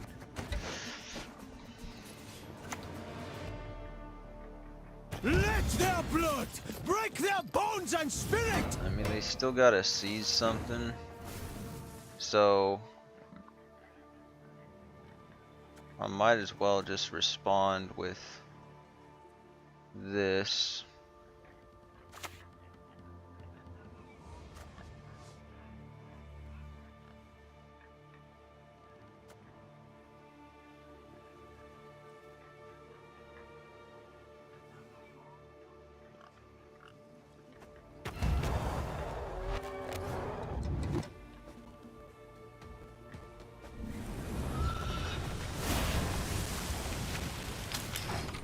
At least now they can't seize it. So maybe we just kind of protect it from them.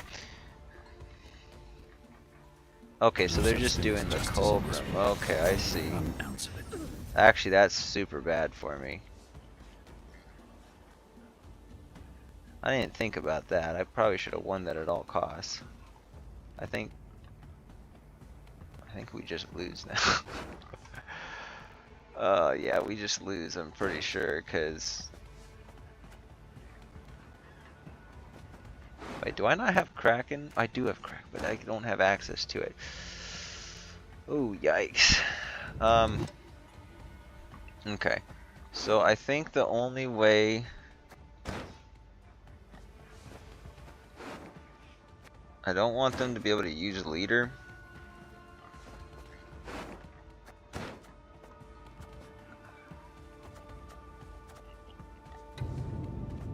Actually, maybe we do. Sacrifices must be made on both sides. Oh, crap. Here Hear my prayer. Fill me with Dang it, I strength. messed that up.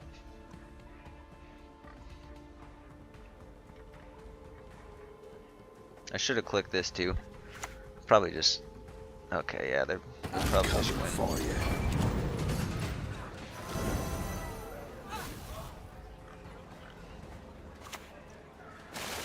Okay, yeah,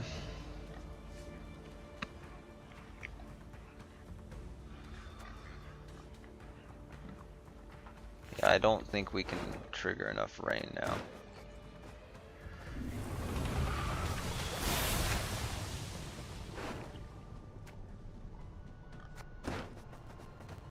Yeah, I really shouldn't have. I don't know why I did that. I kind of messed that up.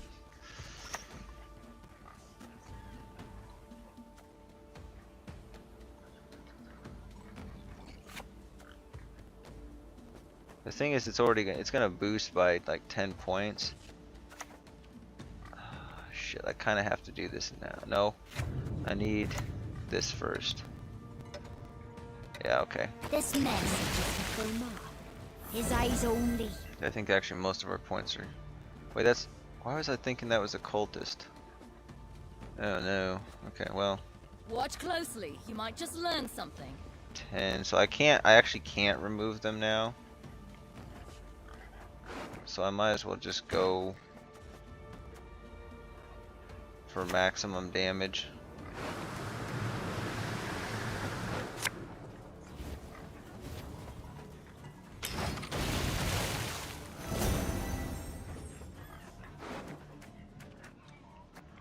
Okay, so if I play...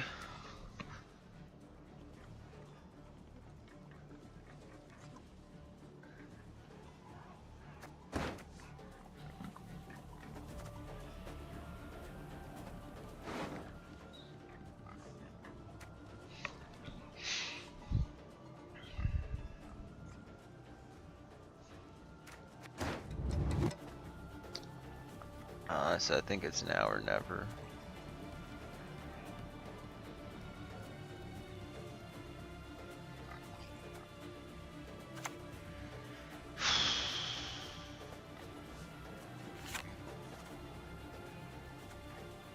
Yeah, I don't think it's enough though. What do you need?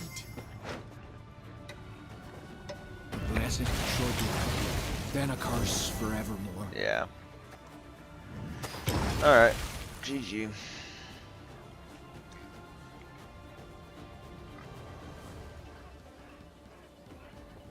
I think the only way I was maybe winning that is if, well, if I would have played and won round 1, probably would have been fine. I think I've seen Enslaved 5 Colgrim, but I've never seen Enslaved 7. That's interesting.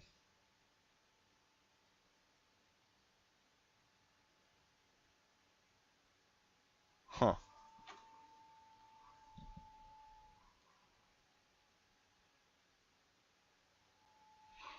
All of a sudden the computer's kind of freezing up a bit.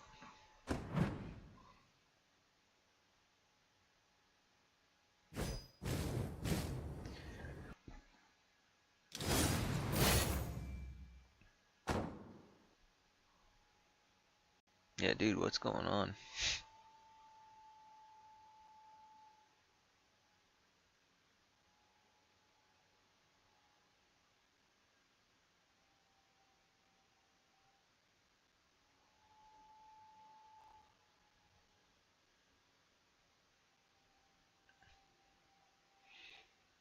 I don't know if you guys can hear me on the stream, but I would not be surprised if it crashes.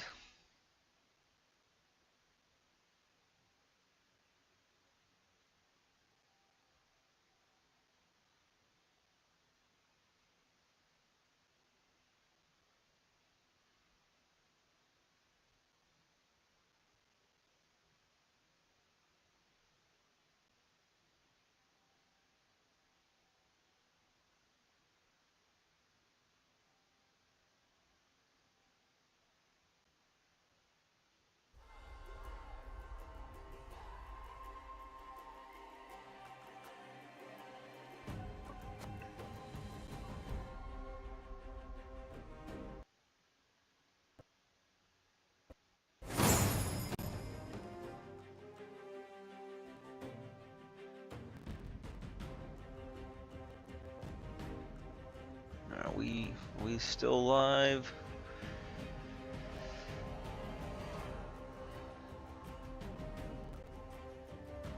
Alright, looks like we actually are still live.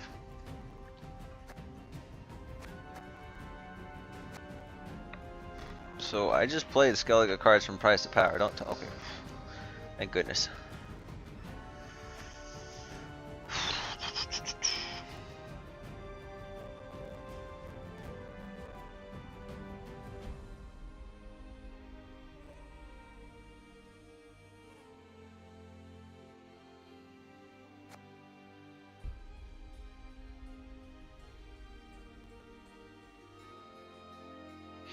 I don't know if we're gonna be able to keep going. It's like just it's freezing up pretty bad right now.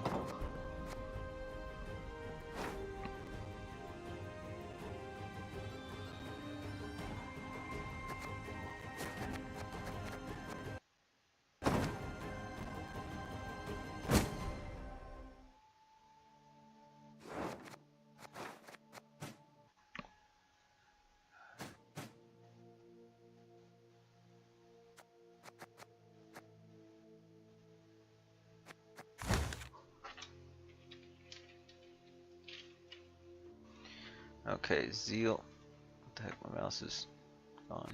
Okay. Zeal. Starter, base, and master mirror.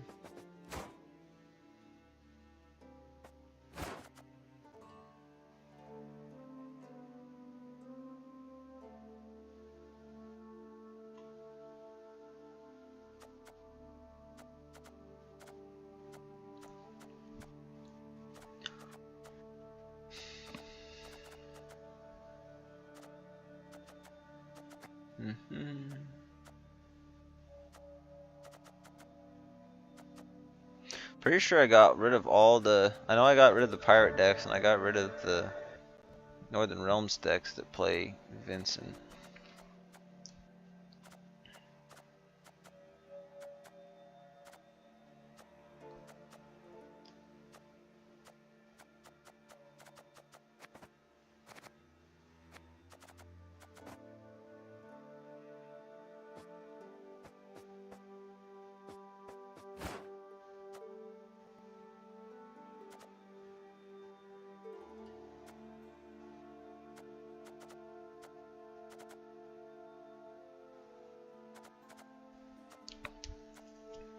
So probably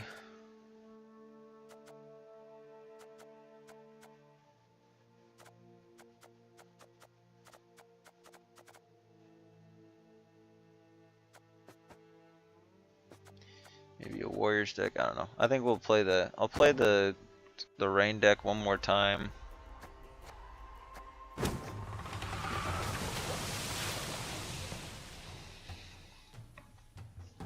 And we'll see. I think, by the way, when I started out this season, it was like a pretty bad start too. Like, granted, I was playing just not taking it too seriously, but like it was pretty bad. I think I went like 4-11 when I first checked my wins, or 4-9 or something. Like I was only winning about half as many as I was losing. Okay, how does this win work again? Each opponent turn which rain or storm is triggered this round. That's a nice combo. Do I put this back? Maybe. Tactical decision. They probably kill one of these though, so.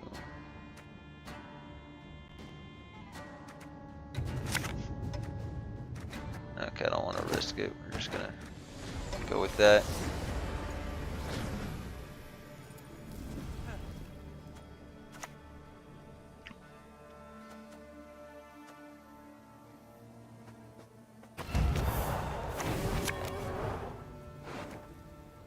Alright, what goes at the bottom? Probably this.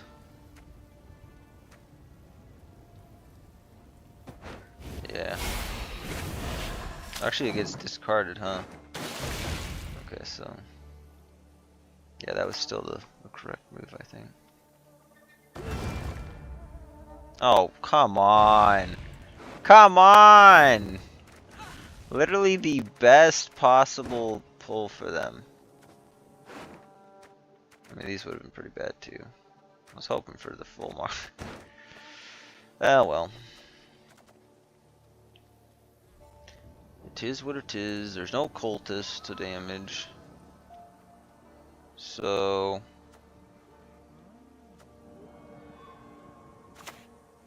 I think we'll just Oh, how wonderful! You play speak our these. tongue.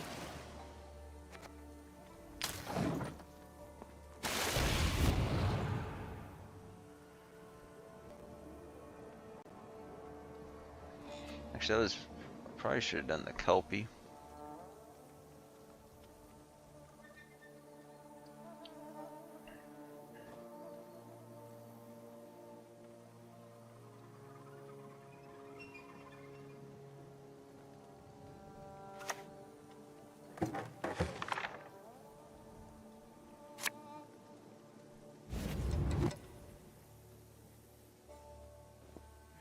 A clever maneuver.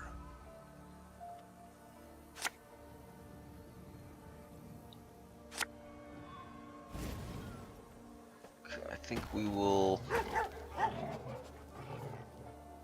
play the Kelpie Are we planning with all this anyway? to the left. That is actually pretty bad. That is pretty bad.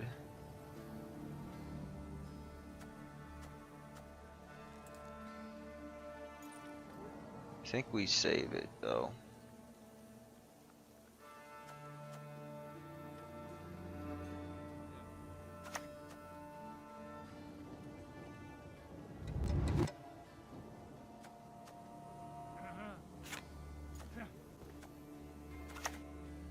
I think we'll play this Beautiful pair of first, legs, please. because then we'll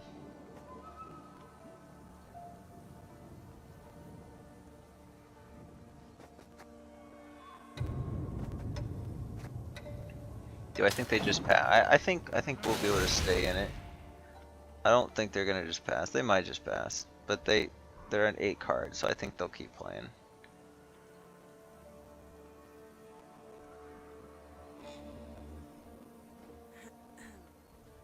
I'm trying to think if I want to do a messenger next or do the Kelpie. I think the Kelpie's probably greedy.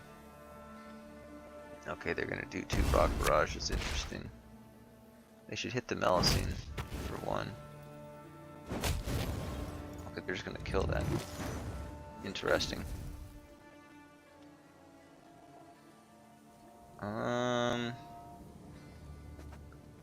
Can they play between a construct and a mage? They can't. Which makes me think they probably won't kill that.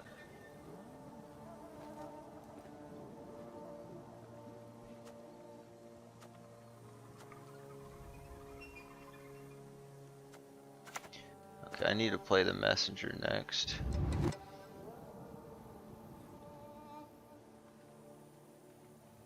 Melusine sends blessings. Repay her with reverence. So I'll just do one of those.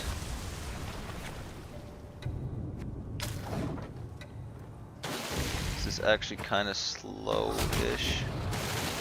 Wait, what? Did I miss something? Oh, because of that. Oh, I missed that on so much value. For the Emperor! I don't know. I think we'll still win.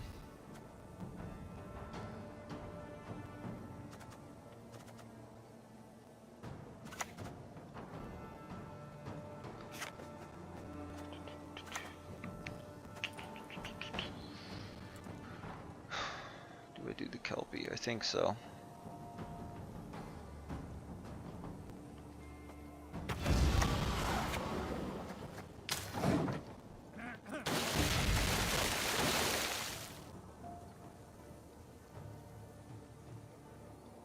Might be a decent pass if they don't play. They're probably going to try to contest though. Okay, there's the snowdrop play.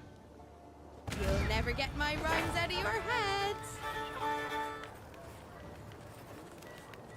We gotta, I think we do have to save the lock though. I don't think they're really gonna have any other card draw to boost her more. That's the one thing that this deck is missing, is the tall punish, which is pretty bad. I trust.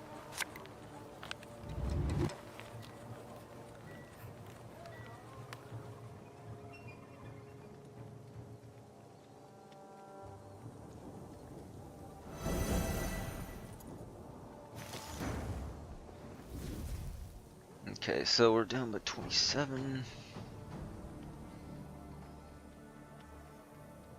Or 17, sorry. Not 27. Do I need the second messenger? I don't think it's...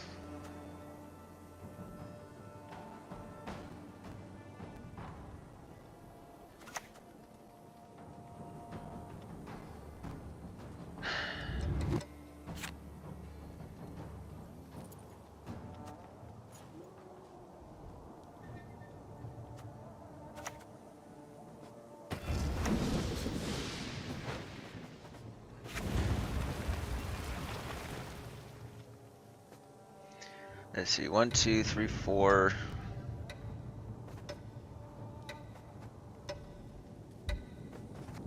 I might actually need the leader charge here. I'm not really sure. I'll only go by 2, so maybe I don't want that. I don't have the purification. But that's fairly low tempo from them. So I think we will just commit. Yeah, we'll commit the second one of these. His eyes only. And then I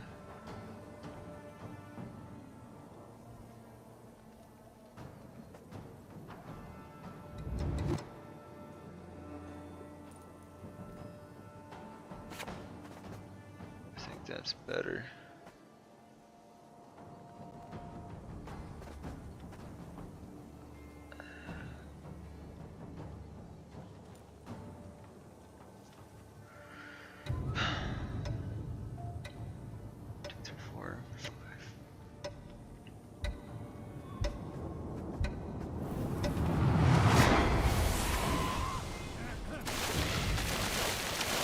Decent chance we're probably going to end up losing this round though.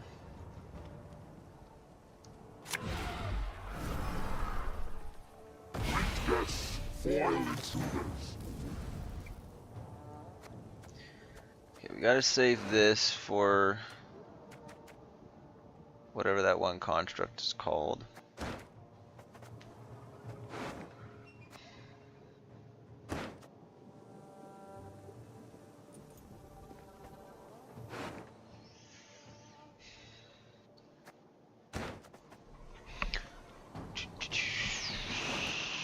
I think I save. I just wish I had the crow's eye instead of the Meridium shackles.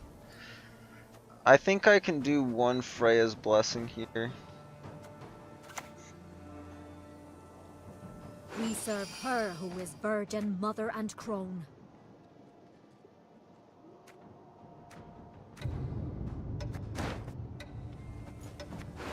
Oh wait, so 5. That's 8. Best drown yourself with those damn nets. If we play deeper, it has better potential for us. And I don't really care about removing either. Actually, I could have used the Freya's blessing for that instead of this.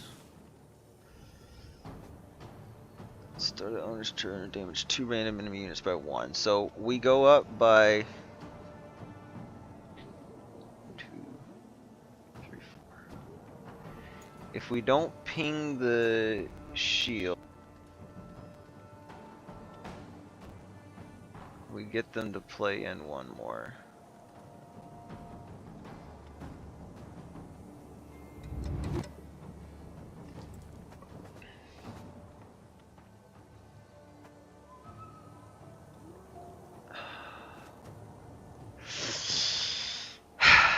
But this is like pretty good to just use this.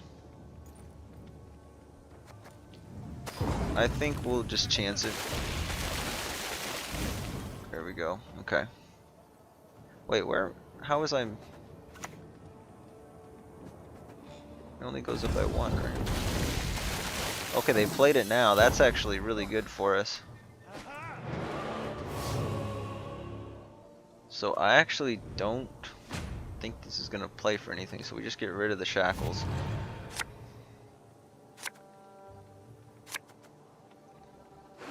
They may still lock, but I have to put that back. Put that back. Okay. It's actually a really trash hand. It's mocking me, I can tell.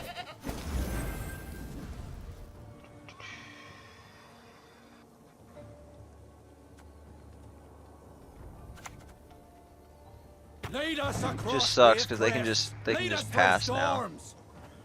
Like maybe I should have. Okay, they're actually not gonna pass. Thank goodness. Slow when I finally get you.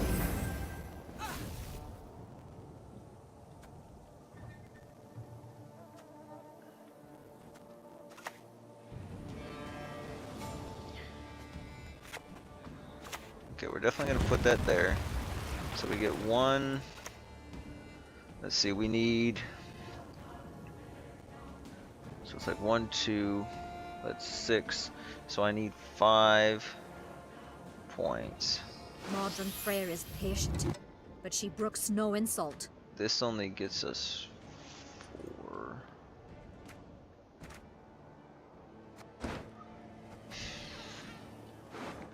You can kind of pass. I wonder if the have through.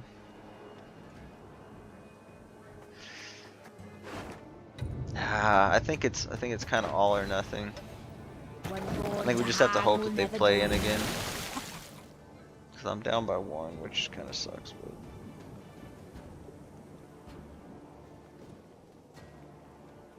and that was my second phrase, right?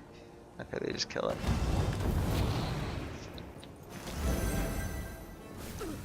Oh, brother.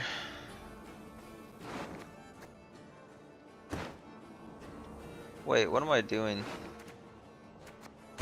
I just bring back the Melusine, right?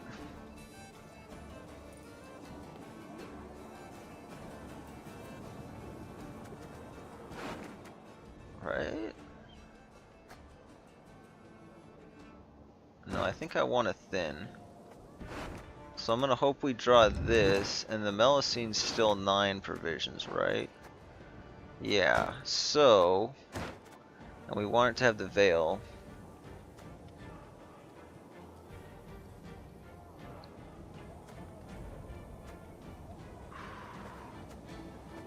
Is he enough points though?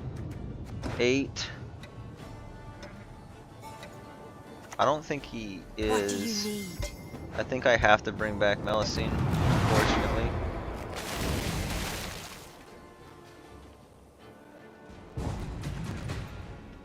This is just really bad going into this round with this, the Tempest.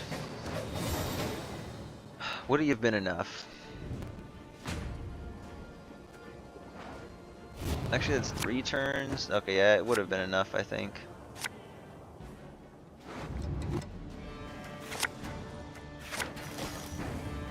That's pretty shit. Pretty shit.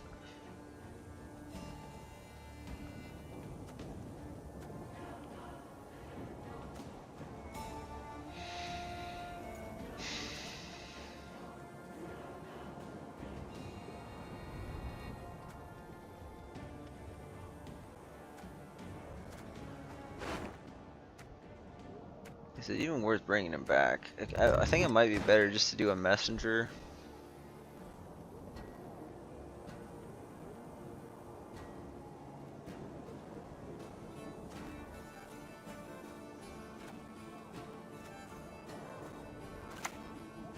I don't know.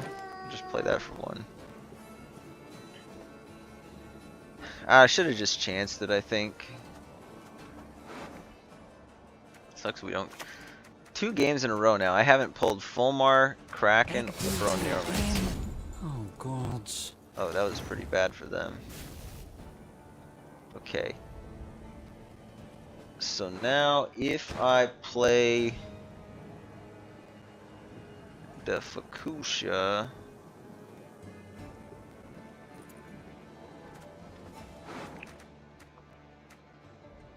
for this,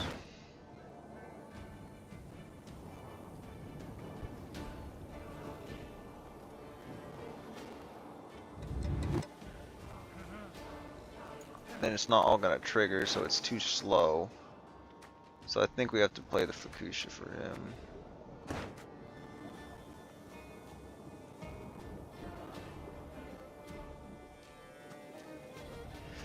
Okay.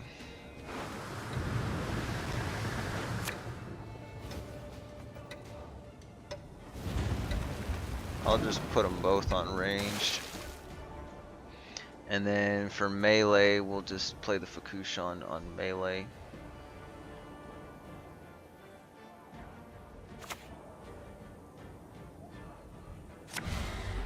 Actually, maybe it does that afterward. I don't know. I fish breath? How dare you, foul swine!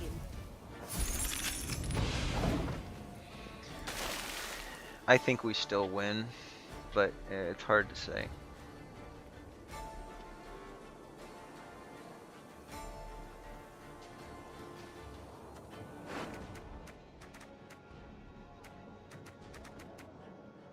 What did they actually play to get that? Reduction, okay, yeah.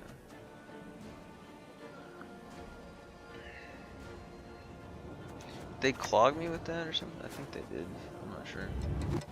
Let's you and me have some. Oh, that's kind of annoying.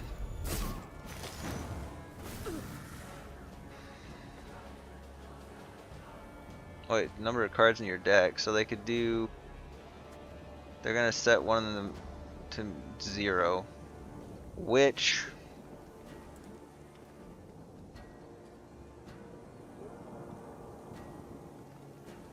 that would just kill it. So I'm better off discarding a card.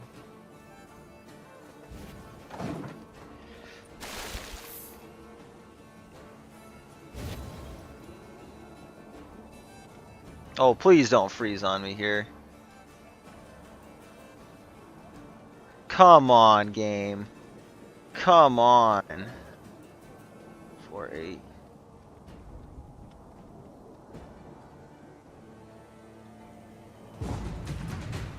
Okay, thank goodness they didn't freeze. But it really sucks. We're losing a lot of value here. I should have split them. I just didn't think we'd be doing it in this order. I think we actually lose because of that.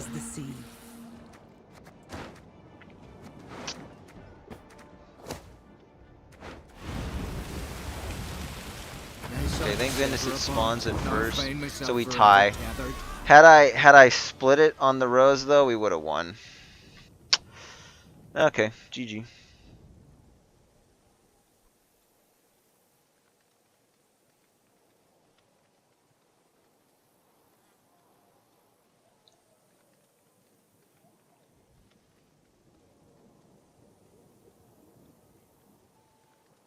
Dude, what's going on?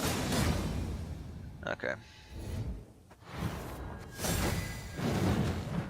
Can't for the life of me figure out why it's freezing like this.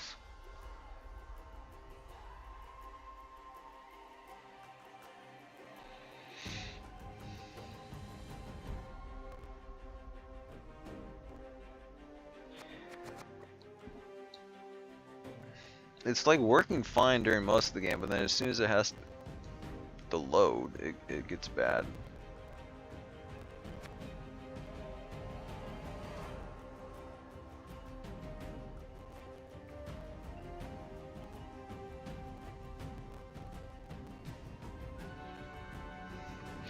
I'm not going to say anything important until after.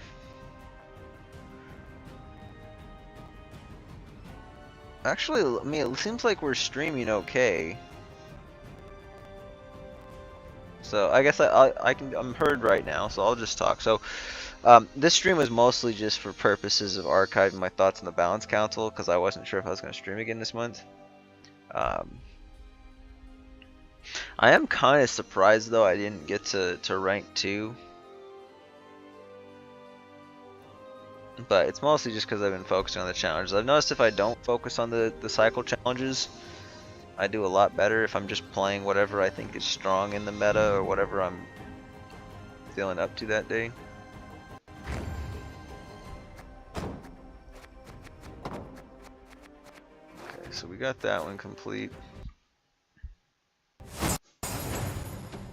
So damage ability, boost ability, 5 monster cards.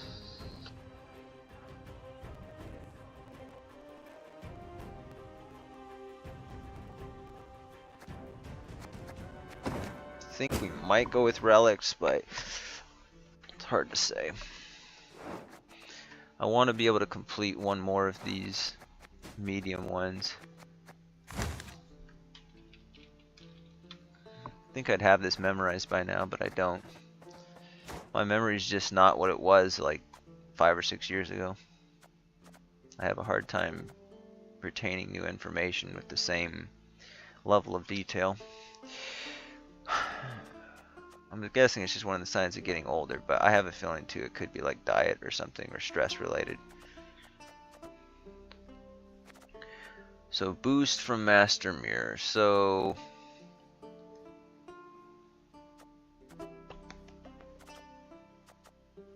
it's not too bad.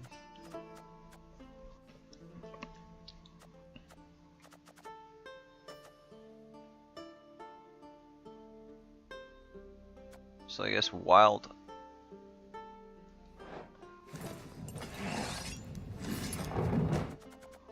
So wild hunt. All god stuff.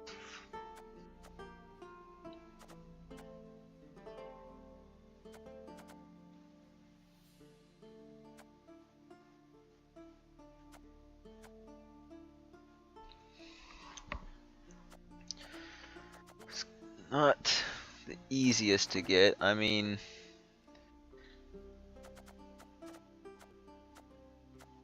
most efficient is probably,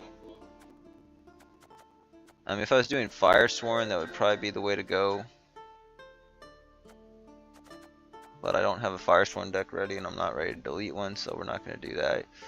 This one I can get 2 though. I could get 2 there. I think I have the Dunka. Actually, I might not have the. I think I have the Dunk in that deck. And that's definitely. It's got a damage.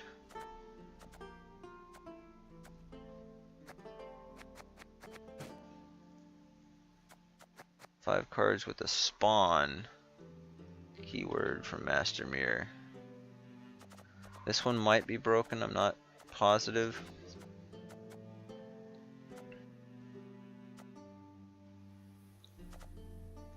Wild Hunt. Yeah, Firesworn would be totally the way to go with this.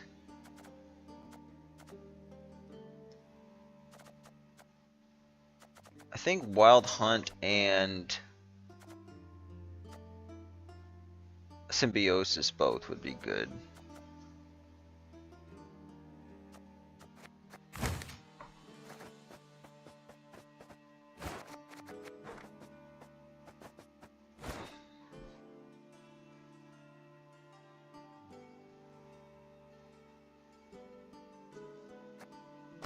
I got an alternative one for winning 3 games with monsters, so I think we'll start with Wild Hunt. And then I'll maybe go into some relics. But I'll do Wild Hunt first. Pretty sure the deck is solid and doesn't have any spare provisions.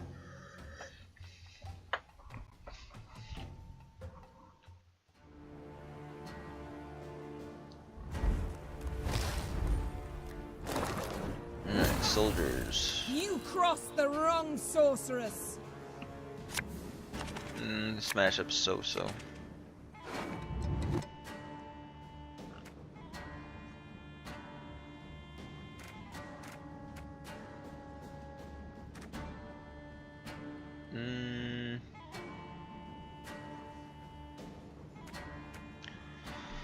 What do I want?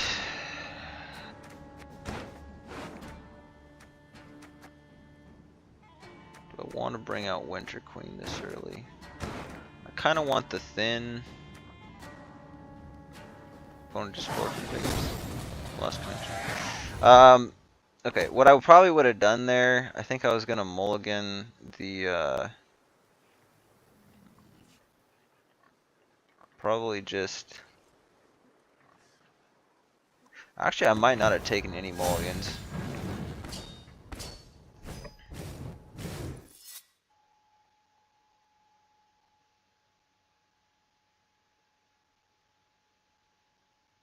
My main concern was with the Winter Queen though coming out.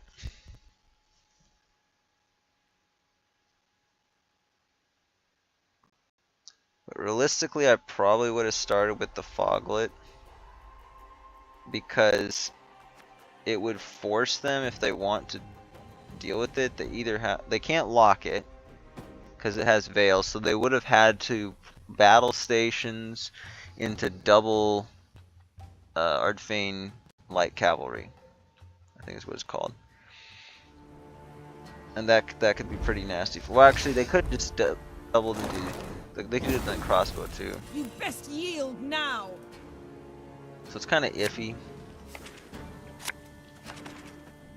Anyway, Enslave 5 though. So this is Colgrim, I think. Pretty sure.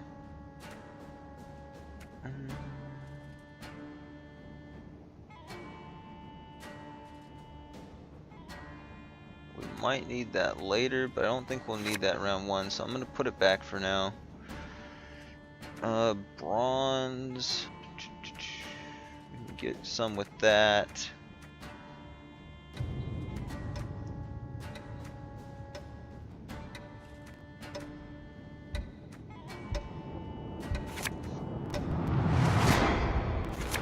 I think we'll mulligan that.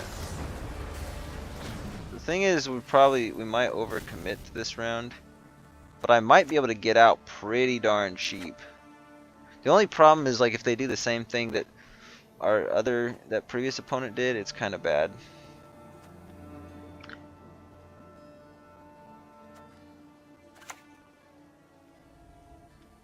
So I'm gonna start with the defender, I think.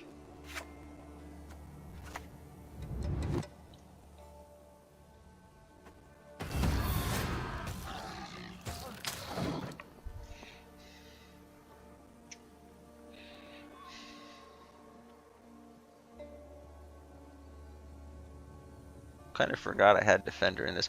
I think that was a later addition because of some provisions. Target acquired. Oh, okay. I did not think of that.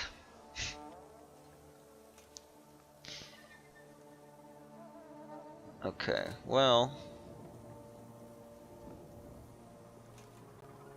pretty sure I can just drop this.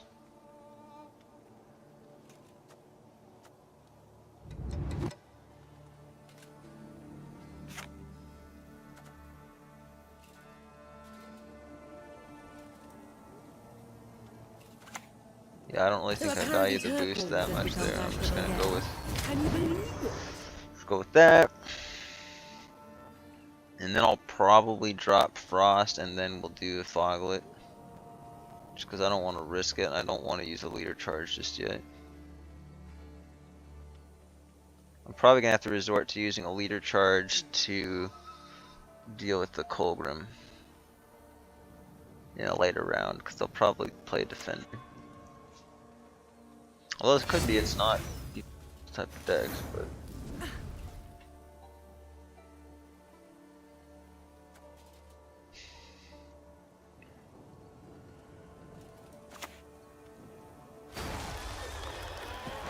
At least this gets them to most likely just play onto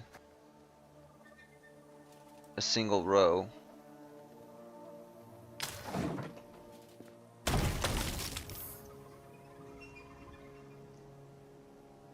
Oh shit, they can just play a joust now and kill this thing. we'll be victorious. Damn, that kind of sucks. I don't know that I really wanted to move him though. It's not like that. It's not that big of a deal.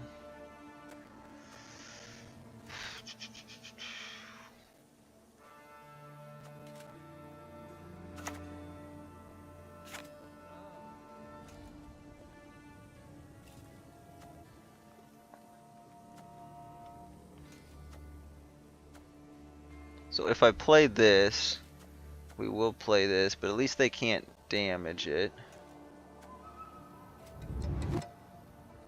Can replay a bronze unit, but I don't have it. I don't think we can play super deep.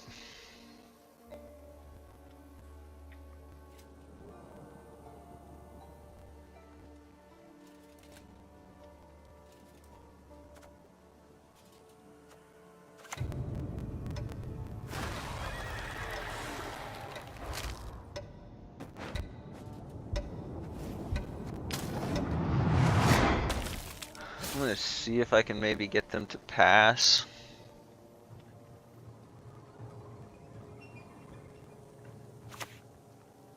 I mean, I doubt it.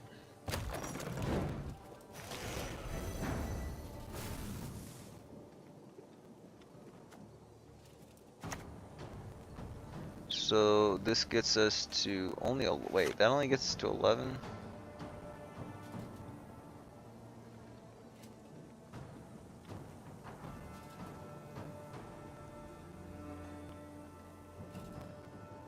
Wait, what? Row effects on the opposite. Oh, opposite side. I kept reading as opposite row. I'm like, when did that card change? Okay, so we actually get ahead though because of the frost damage, so.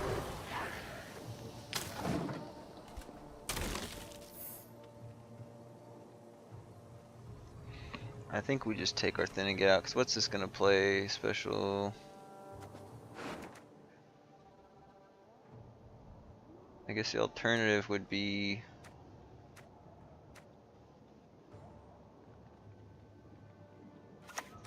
Actually, I think we're gonna go Naglfar. Got sand aplenty in them.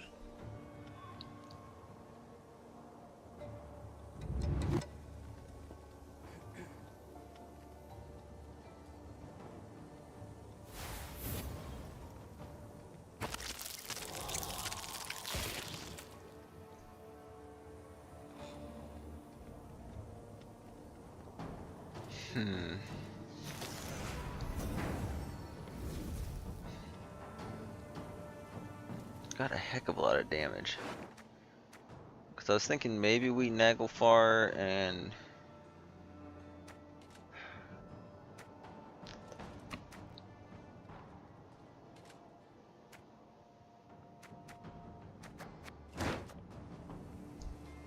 The thing is, it's 2, 4, 6, 7. Anything. Or 5, 6. There's 6 points of damage. Pretty much anything I play will die.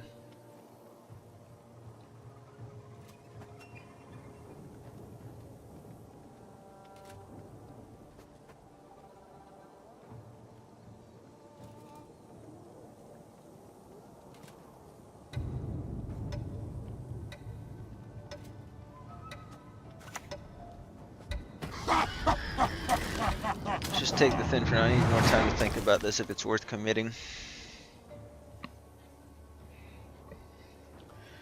Naglfar into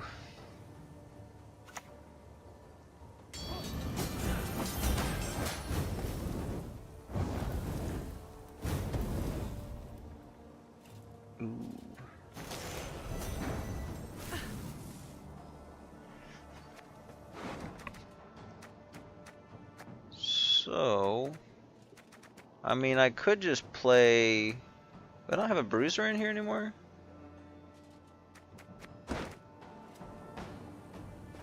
Okay, I actually I know what I'm gonna do. This may seem weird, but I think it's totally worth it. So I'm actually going to do this one, I think. I don't have damage anymore, darn it. Or dominance. Oh shit! I forgot about defender.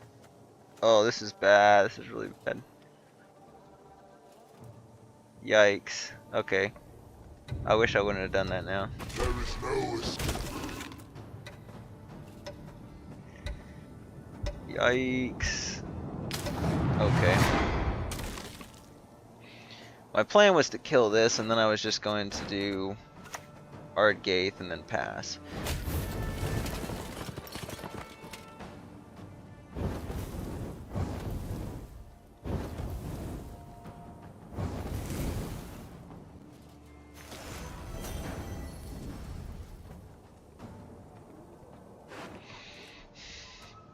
Okay, so now what I'm wishing my move was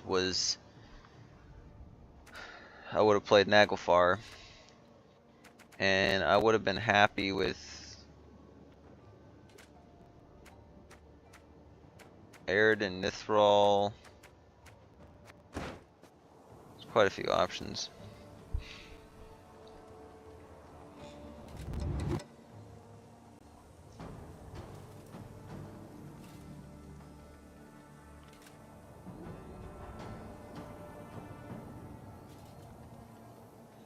Do I pass?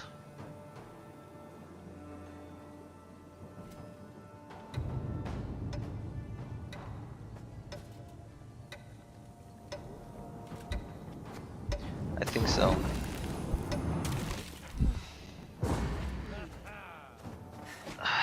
I think the chance of them having like removal for like some tactic is too high. So what I'm thinking is I can probably play this and then a Tyrannalia pretty early on. This is actually a pretty good hand right here. I want Tyrannalia though. What do I get rid of is the question.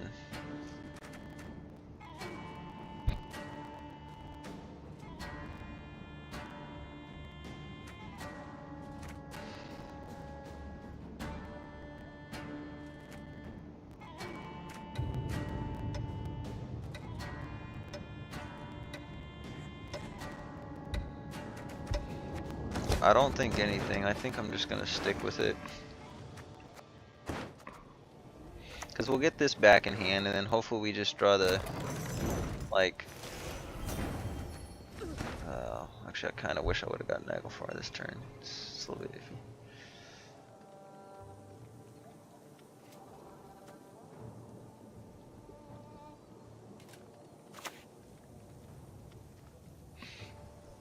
Okay, so I think we do this.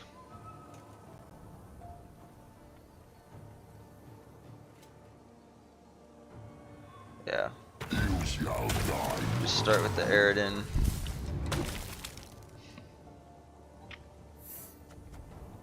And then they'll probably play something melee row, so then we play this melee row. And then the Nithral.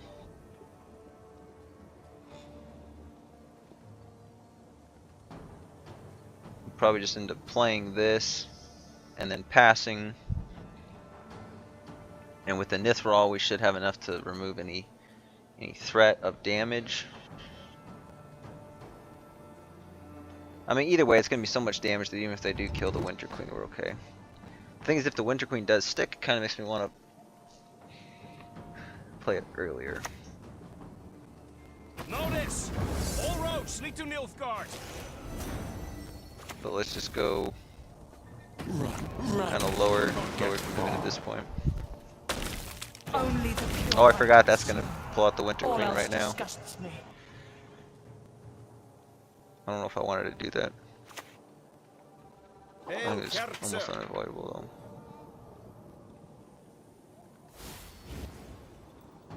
Damn it, they got it. Okay, so does that change the math?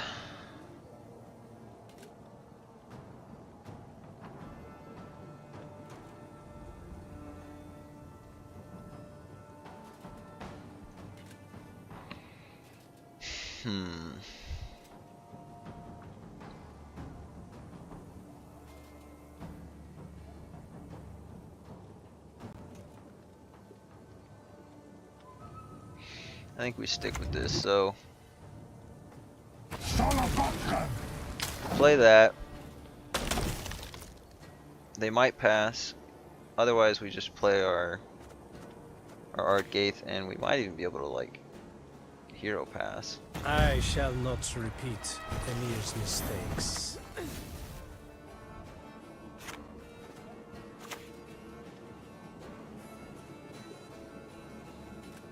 I want to make sure this stays good, especially since we still got the Aridin up, so I'm going to use 1 leader charge right here to swap it.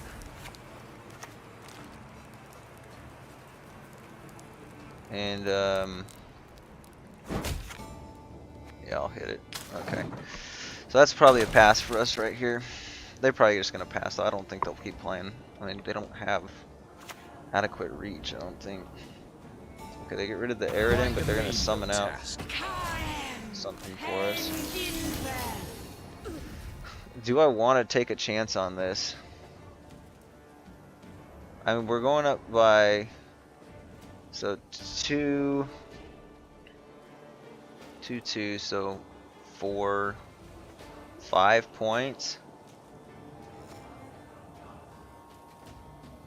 What do they have that could actually...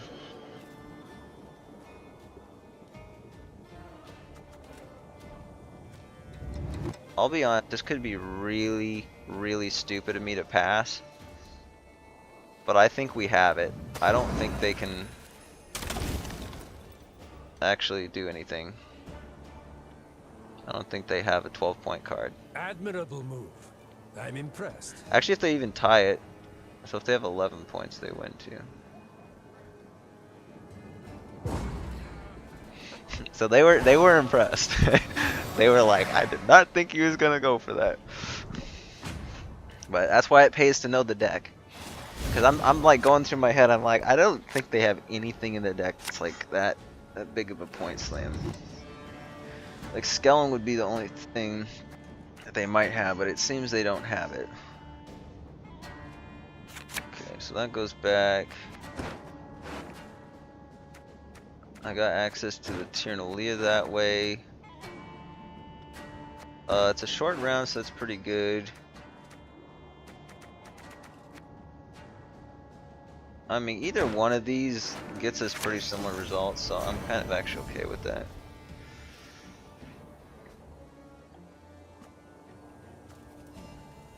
Okay, do I just play this and see if they have a tall punish? I mean, it's not really getting any better. And it's always going to be their tall punish option, I think. So...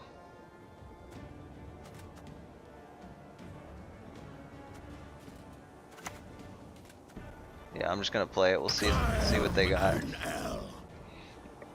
I bet you they do have another one. But we'll be fine without it. Because whatever they have as tall punish, it's probably a stop play. And we have a pretty strong hand. Although actually the Tyrnalia is... Kill me. okay, that's pretty annoying. You'd have to drown me in it. So it looks like we're probably not playing Tyrnalia now.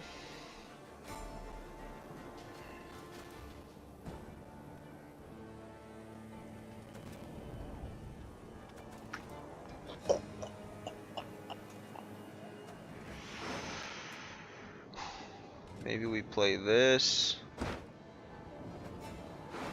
Because that just plays for like 21 points.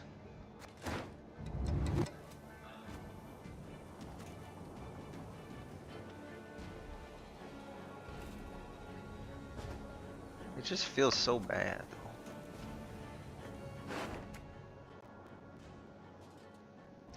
8, 6. This is still better. Come on, be quick about it.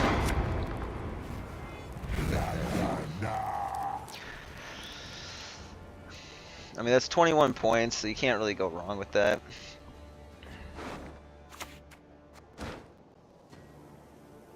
Orders Red Queen. Rare, rare, and rare. Sagen activine!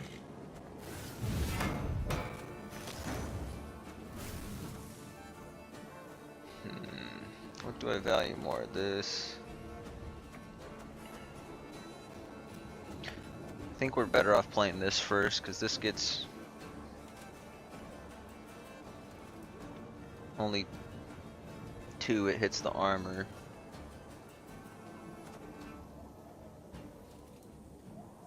But then I want to be able to play this first. Go like that. Toss it onto the pile, then burn it with the rest.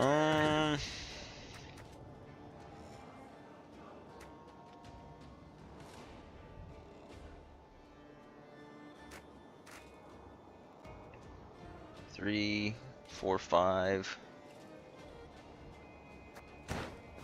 We don't have like 6. I think this is still better.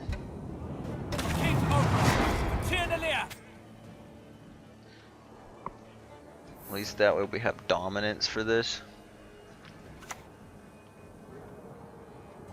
Are they just gonna hit it? Or they're gonna kill that.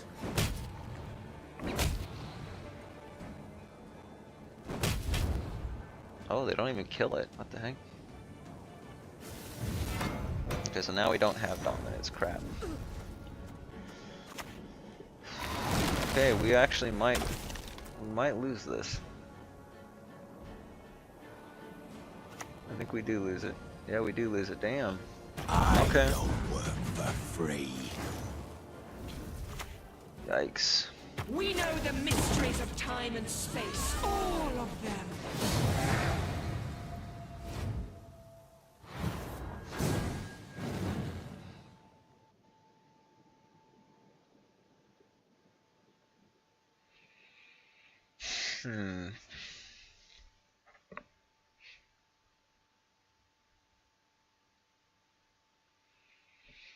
We didn't get good value out of Winter Queen in that game.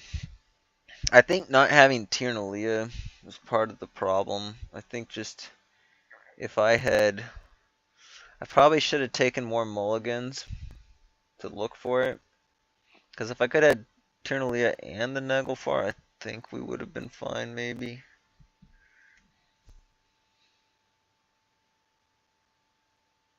Honestly, the Ivar is what won the game for him because I wouldn't have had to use the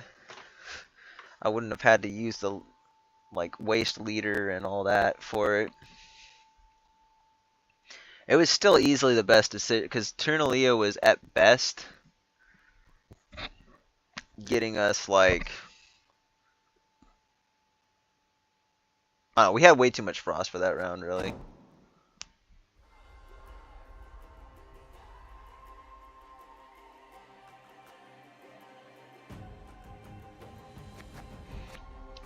I think maybe the play would have been to keep our Enel Conquer and get rid of the Navigator, or get rid of, well, I don't want the I wouldn't want the Navigator unless I was going to play the Tiernalia and the Ardgaith, but the Ardgaith was just too slow and we weren't going to get full value from it.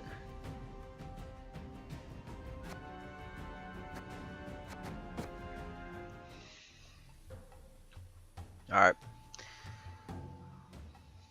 I think I'll just do one more with Frost, and then we'll call it a night. I don't think I have time for the other game. I'm not really too worried about the one point challenges either. I really thought that was going to be a win though.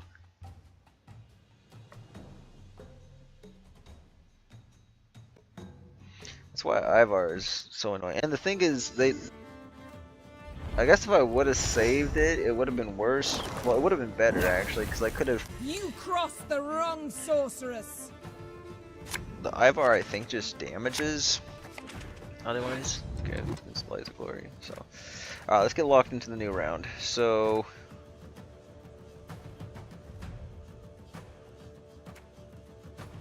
That can go back. It's hard to say with this if we're gonna have dominance.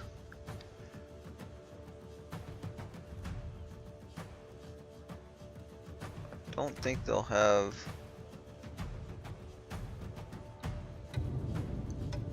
much in the way of direct control.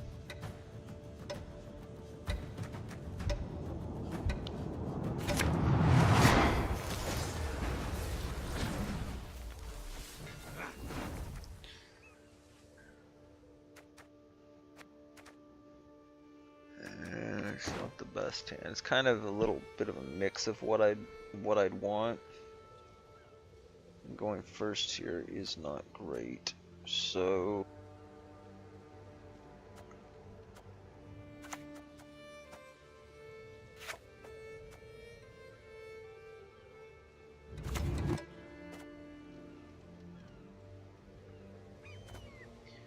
Nothing rivals skinning Let's do humans. Their that. hair, so silky. The good news is they might have a lot of units, so we could get okay value off the Aridin. The problem is I just don't have that many options to spawn Frost. I mean, I'm gonna have to like boom, boom, boom, and then probably use a leader charge in order to make it worth it. But the Ardgaith would have been ideal. There's various versions of this deck though, so most of the time it's like heavy on units and mid-rangey. Aim between the eyes. It has a lot of tempo. Alive. But this, it's I don't know. It kind of feels like it's probably like maybe a Rune Mage type deck, maybe. But I think they would have played Rune Mage first, unless they just didn't have it. I don't know what kind of damage they got. Spawn Frost in a row for 2 turns.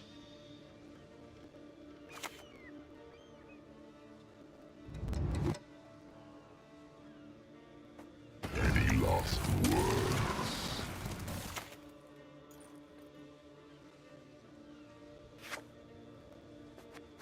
They might have a tall punish, so I'm gonna wait. Although, so far, I can't really tell, but this almost seems like a type of deck that might play a Becker's Rock Slide. Okay, they just gosh darn it! I don't know why I didn't think of that. I wish I would have kept my Purify. This is actually really bad. I just thought they were gonna have a tall punish, but locks just didn't even cross my mind for some reason. This is really bad.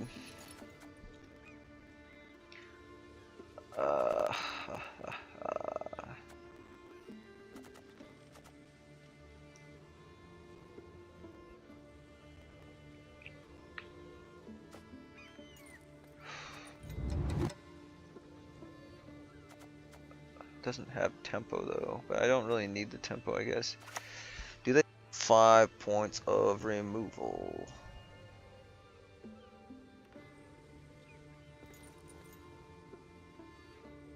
I think I can play greedy with it.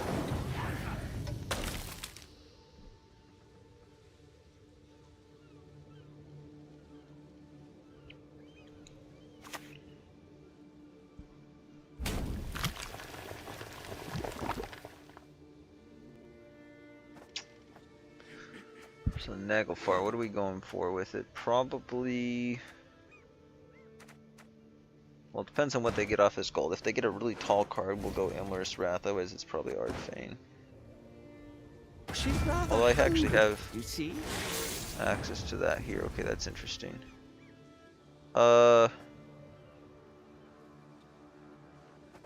Man, if only this was surviving, because I could have damaged it by 2, moved to the other row, damaged it by 3. We'd have a good, solid kill on it.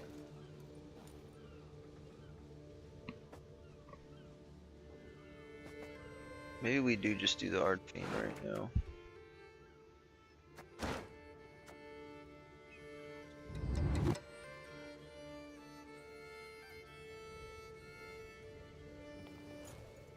Yeah, I think that makes sense. Naivety is a fool's blessing.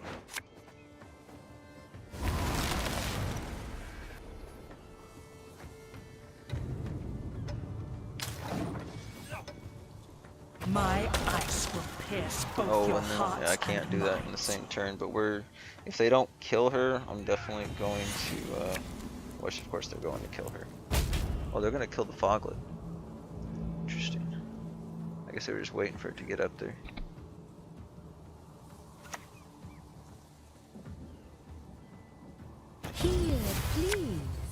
Closer come.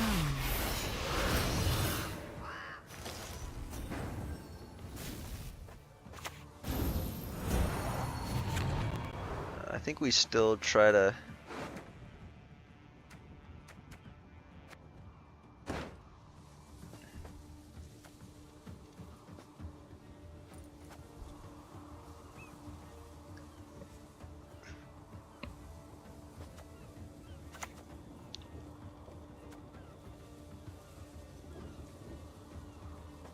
Run! You'll not get far. I think we still try to play the longer game here. We've got a pretty good looking Karen here. So I think we'll try to Naglfar at the end of this round. We'll see if we can grab just like the Defender or Nithral, and then hopefully we get Karen as the second option.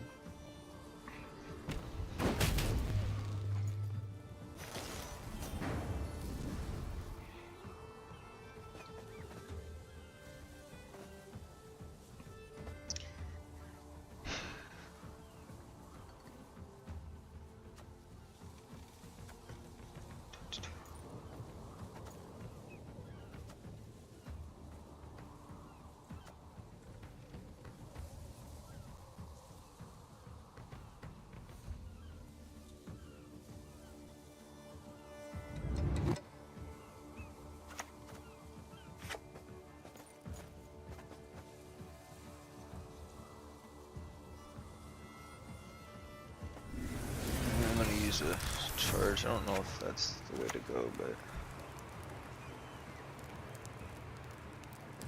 Resistance is futile. not too bad.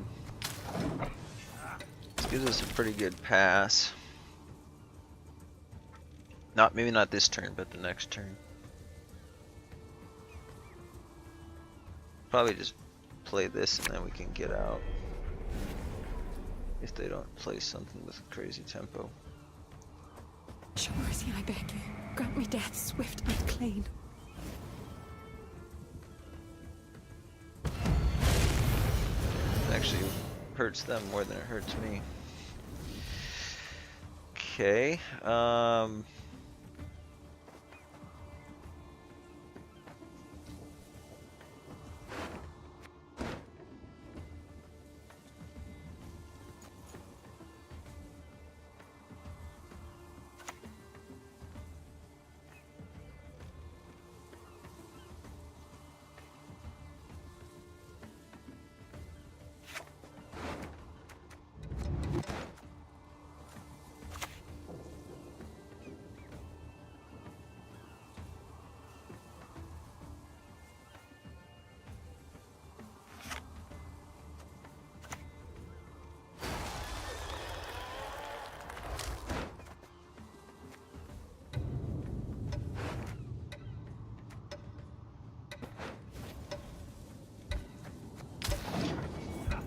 wondering if the replay is better. 2-4. Yeah, it actually would have been better. Sure, random enemy. This me of GWENT cards. I think that's the pass. I mean, it's 2 extra. Yeah. That's like 14 points, so we would have just, I would just pass. And then we probably open with the Naglfar the next round, or it'll be our first or second card.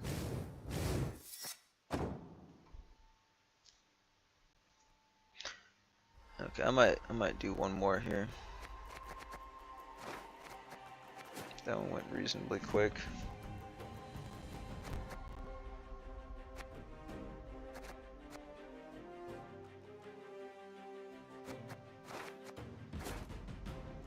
I think that's from this game, but it might not be.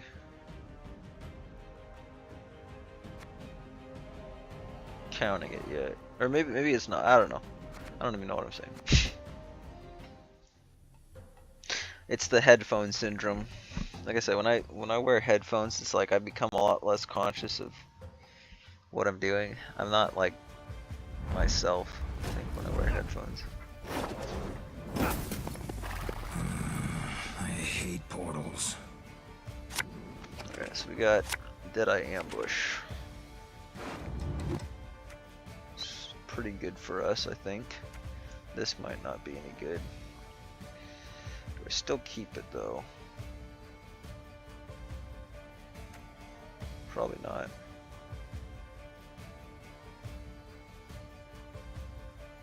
Do I want Winter Queen in round 1? Not sure.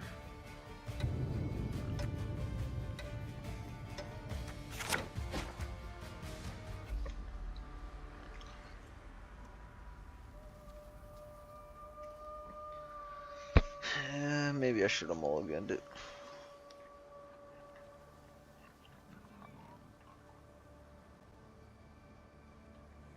Purify wouldn't have been a bad card to keep.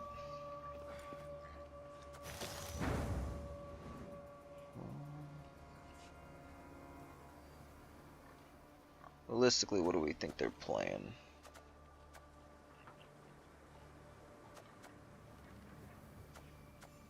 If it is...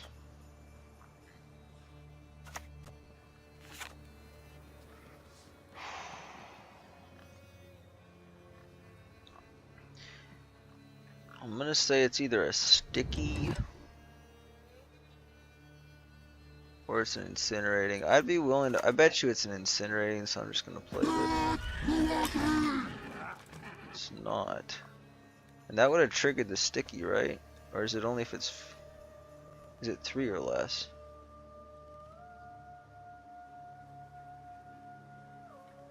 Interesting. So... Maybe... Is it deception? None shall tread on us. Now I wish I would have played this. Well, what are they going to transform?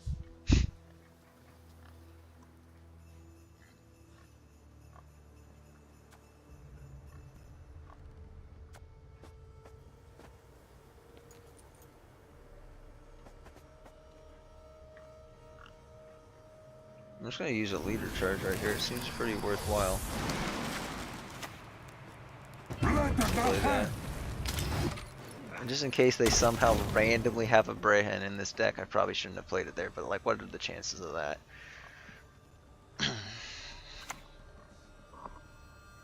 Ah, dang it. Movement tech kind of suck. I should have, yeah, I should have known that. That is deception. We will take back what was stolen.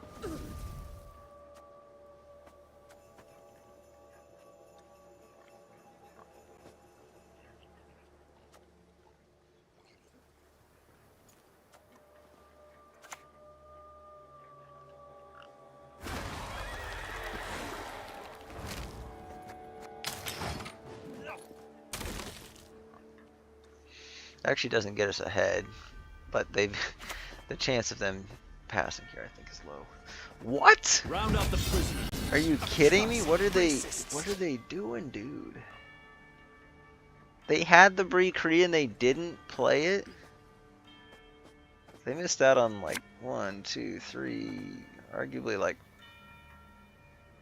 they missed out on so many points.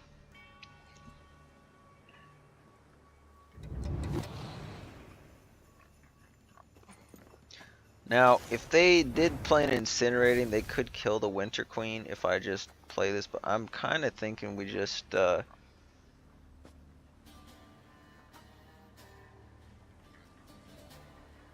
maybe I do Foglet and Winter Queen, because I wouldn't be surprised if they want to try to push.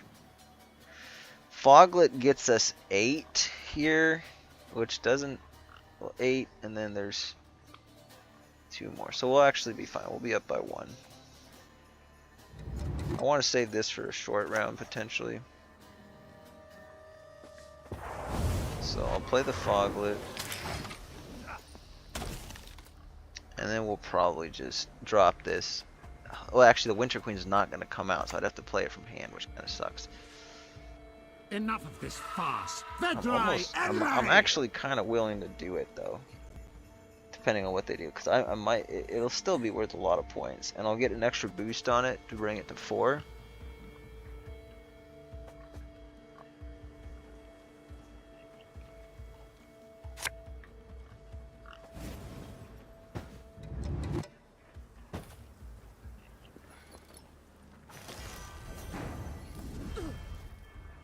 Oh shit. I'm worried that there's a serpent trap there.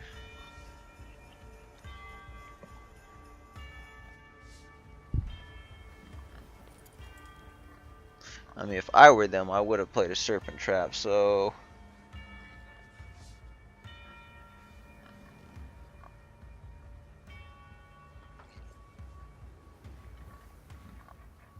I think they're going to have to flip it, which makes me think I might just pass.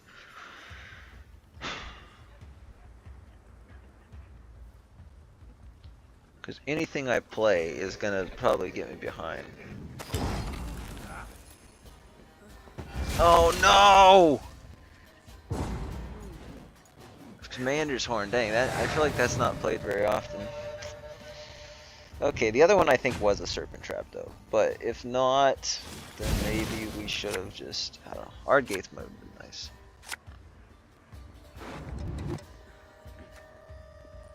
I'm gonna keep the defender, just in case.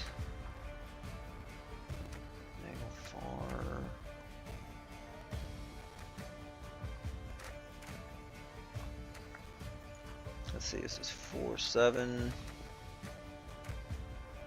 I don't want both of those. There we go, that's pretty good.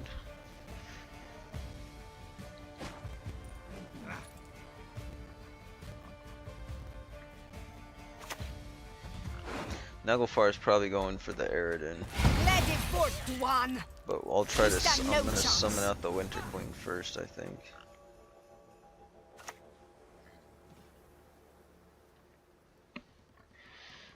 This is a shame because they're playing melee and I want the protection on Winter Queen. But I want the boosts from Frost.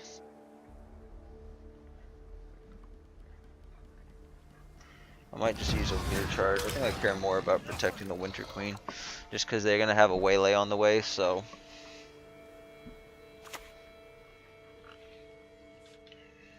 Oh. That's perfect, they play into it.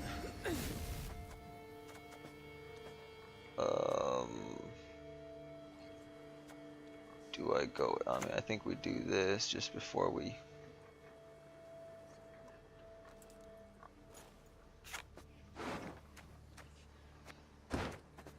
Certainly they're gonna proc scenario.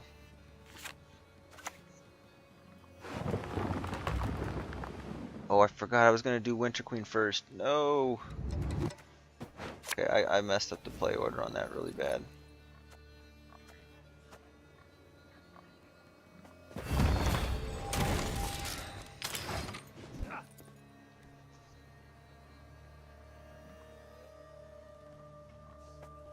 Would we have pulled Aridin?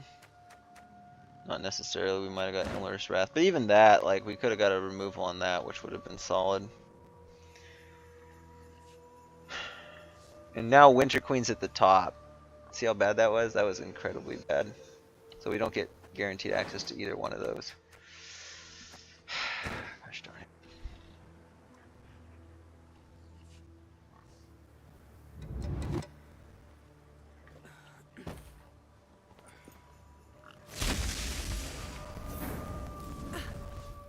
Is that Serpent Trap? I don't think so. It's got to be like an incinerating or something. I think the other one was. Oh, actually, I can check. This pitfalls. Shoot. So it could. Okay. So I should have played this last turn, or last round, 100%. I think maybe we just try to get ahead in a semi-safe way. Although that only goes 3, so I kind of have to take a risk here.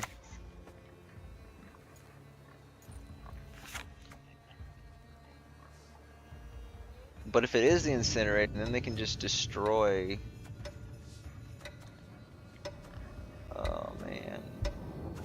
Okay, I think I have to We take shall the risk. conquer this world. Yeah. Conquer I don't want countless them to destroy the others. Winter Queen, so we just hope that they play again because they want a proc scenario.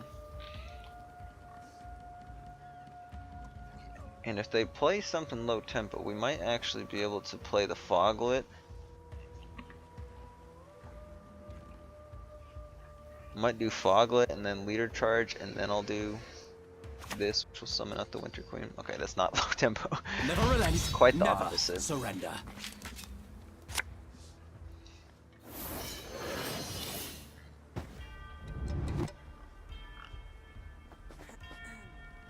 Shh. Do you hear? They approach. Oh, this is so bad. Is that Serpent Trap? This is really bad because Serpent Trap's terrible here.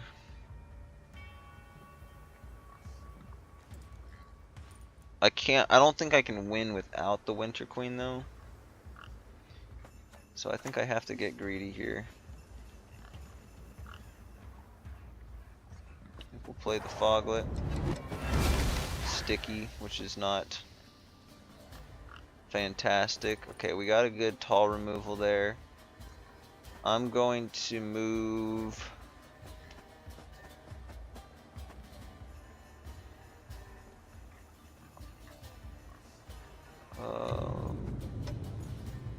yeah, we'll just move a Deadeye back. Get some frost going.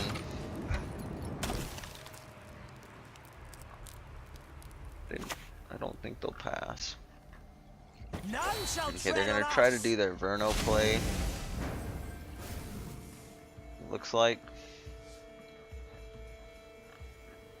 Oh, this is not great.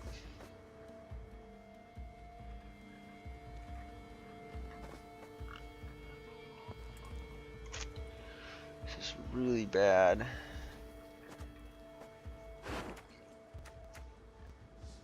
I needed to play the Winter Queen first. The thing is, they probably would have killed it, but I might have been able to get the Aridin out, which would allow me to play deeper into the round.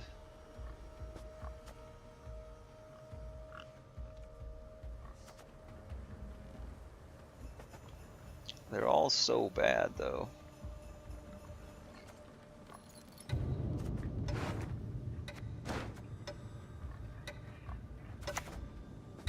Naivety is a fool's blessing. I can just play anything, so I'm gonna play this and we'll put it on.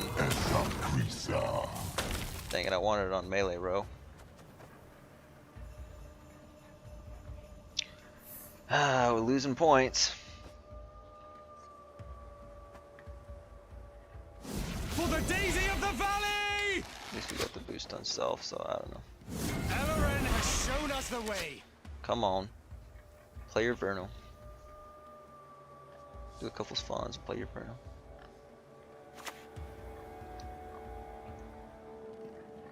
Waste of arrows, that lot.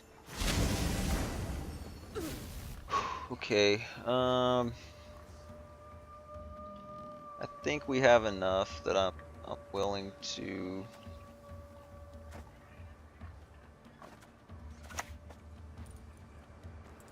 We're probably still gonna play the Verno here.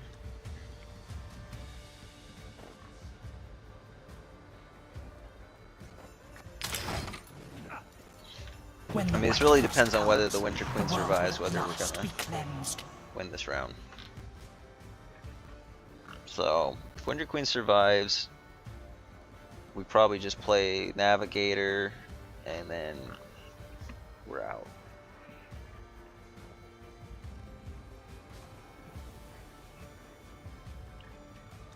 We might click Ternalia. I'm just not sure. They're gonna have a lot of points, though. I'm pretty sure this last card's Verno.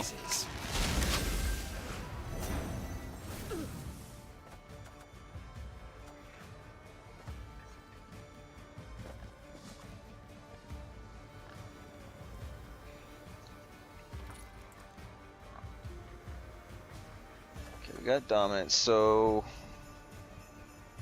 it's like what, 6? Yeah, 6 and 9. So it's 9 points.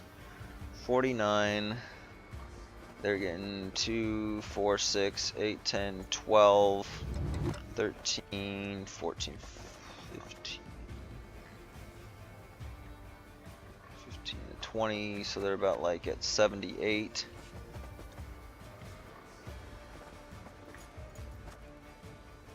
I think we can save the click.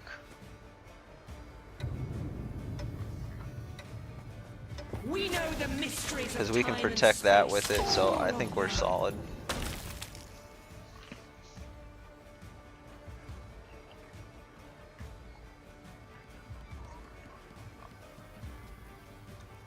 Now they have to do the math.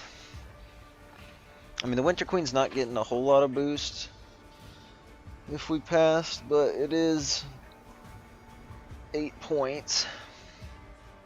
So it's currently at 58. So if they play, I obviously can't pass. But I think we catch up in one card.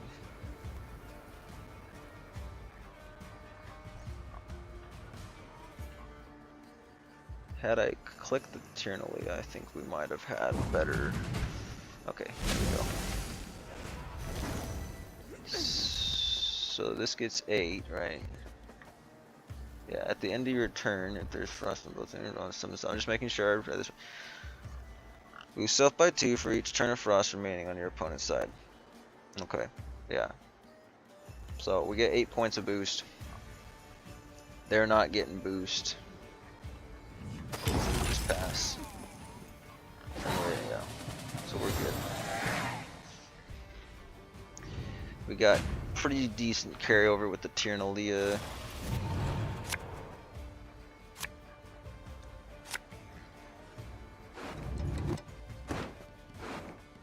Don't think the Art Gate is worth it for us here. 2.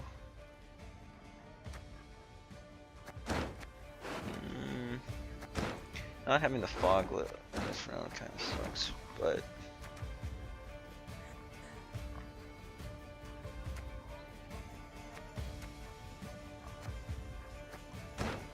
actually the navigator, well, navigator's pretty decent.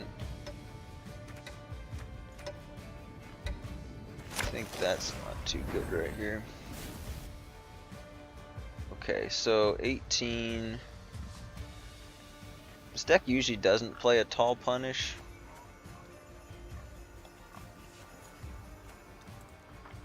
Although I'm pretty sure it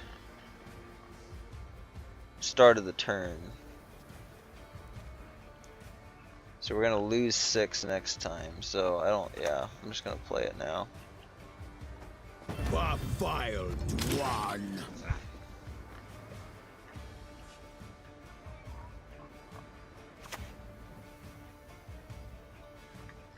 Let us sing the song of steel.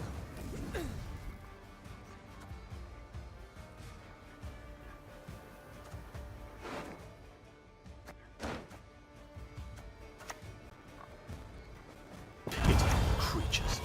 They shall not Probably be go missed. with,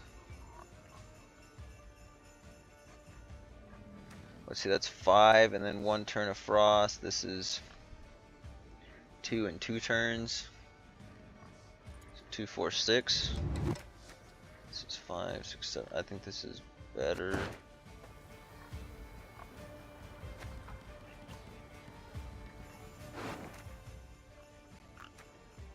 Although this is only temporary, so I don't know. I'll go with this one.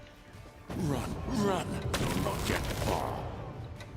Although actually the 2 and 2 turn would have been better, because then, or the turn, because then we just kill this, and they can't actually damage us.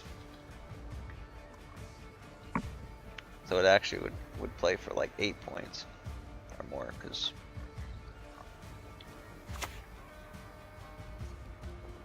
May your sword and arm be one.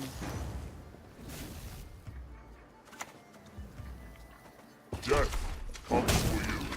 actually I just realized we can. Should have clicked this earlier. I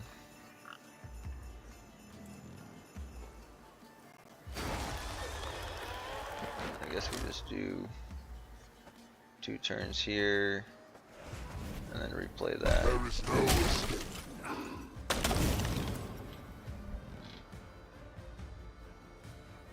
Why is this going to 5 though? Shouldn't it only be going to 4? Oh, it's because of this. I'm not used to actually getting a good Oberon.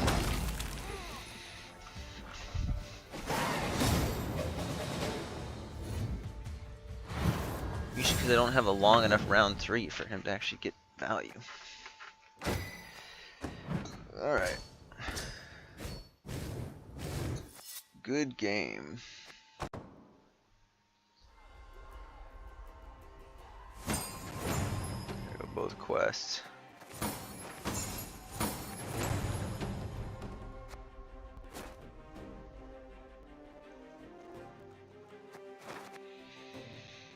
Could I manage one more? I don't really want to play tomorrow, really. So let's do one more Relics game. I know I keep adding stuff like this, but I took a nap earlier today. Oh, so yeah, quick updates before I end the stream. I'll stick with that. So earlier this month, on the 16th, I went to Black Label Society concert in Seattle. That was pretty awesome to see Zach Wilde on guitar. You know, he was one of Ozzy's guitarists, and he's got his own band, Black Label Society. He's also got Zach Sabbath, which they do some Black Sabbath covers. So Zach Sabbath opened for Black Label Society, and opening for them was Dark Chapel, which Dario Lorena, one of the members of Black Label Society, that's his band. And they're kind of almost more like I want to say kind of like blues rock. They kind of still like are straddling that line between rock and metal, but a lot of it's very, very bluesy, and they got some kind of nice melodic hooks. So good show overall. I was at the Paramount Theater. Definitely recommend. I went with a buddy though, and he got sick though, and which was not good. So he didn't actually make it to the concert, and I went. And I was almost thinking like, should I just go? Because he ended up checking himself into the hospital, and I was like, basically he just had like some sort of a stomach bug, but he was like, yeah, go. And he didn't seem like, you know, it's not like he was like his life was being threatened. So if he was like really like say there was something where it looked like his appendix ruptured or something, like he was in severe pain or something like that, I probably would have had to skip the concert.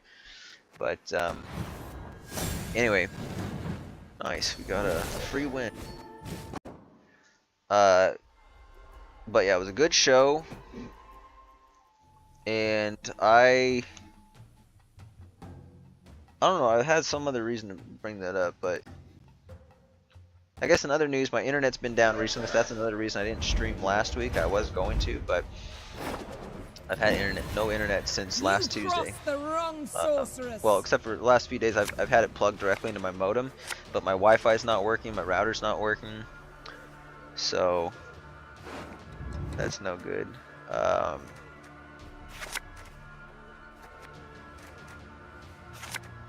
Actually, it might have been okay to keep.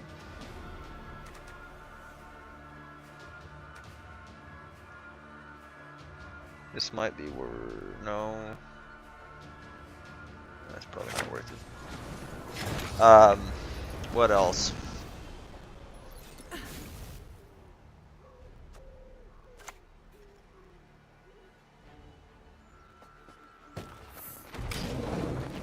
There's something else I was gonna say. Oh, I didn't. Why didn't I? I didn't even.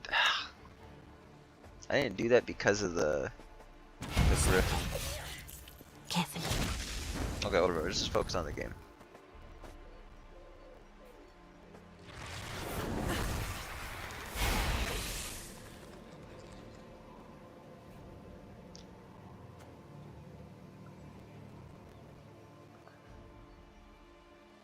Let's just see if we can go for passive value, I think.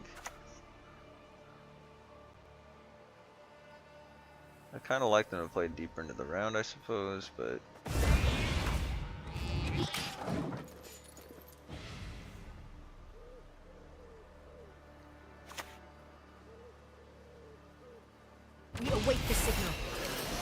Then, don't budge.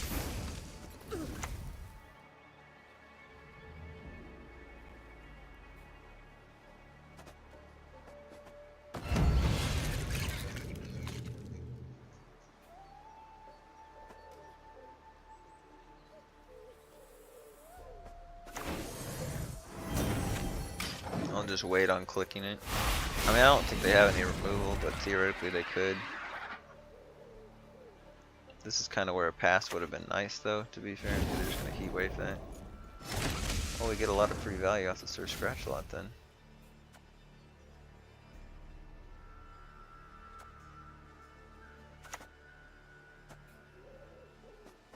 Fly, Pegasus! Fly!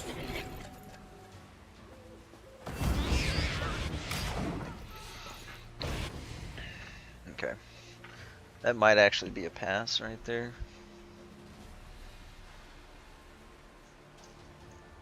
Maybe not, because they get 1, 2, 4. The Scoia'tael must the woods abandon. Join us instead and defend the valley. If I'm to die, I'll do so sword They actually have decent removals here.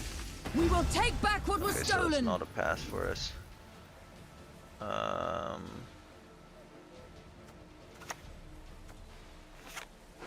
don't think we would ever royal the Clippery, would we? No, I don't think so. Hopefully they get some low and then we can Elf and Onion suit.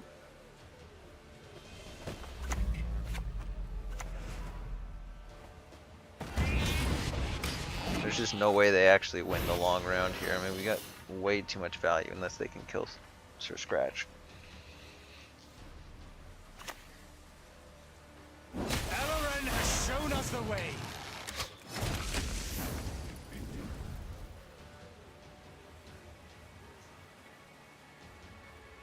Okay, I think we just dropped this and then... They still got a lot of tempo though, it's kind of crazy.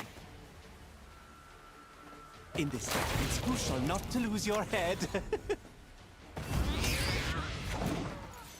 They're surprisingly clean creatures, as it happens. Still a ton of points though. I mean, we're getting 4 points per turn, so I think we just pass here if they don't.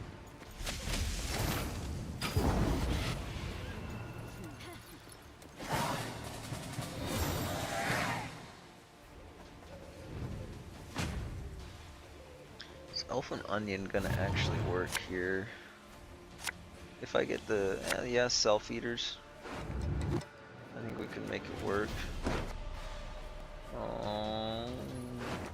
Do they got any 4P? They do have a 4P. We can consume it. We bring back ours. I don't know if there's any 5Ps, but I guess I'm willing to take a chance on the Yaga. Ooh, interesting. Do I keep that? I think so.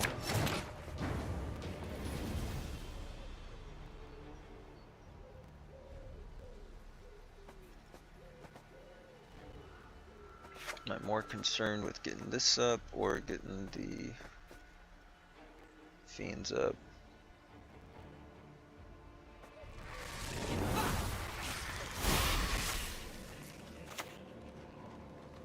I'll just do that. I'm looking at it.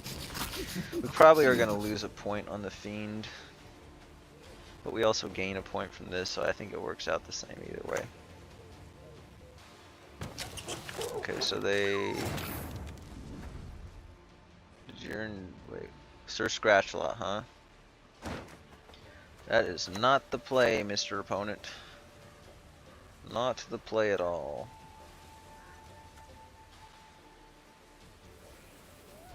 I don't know, are they gonna... They might spam multiple cards on melee row, so I'm kind of wanting to go Self-Eater again. But we'll just do that. Hearts, livers, awful deliciousness. Actually, I might have messed this up because... Yeah, Mamuda's gonna need to go for a Griffin now, so I'm gonna have to get a kill. But there is no escape. That's not great.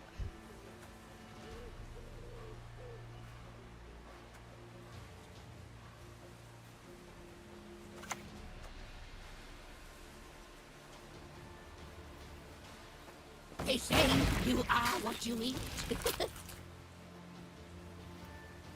I'll wait till another self-eater split, I think.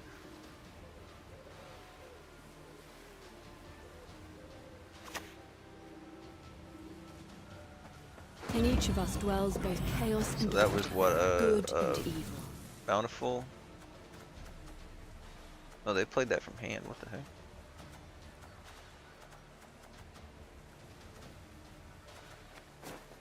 Bronze?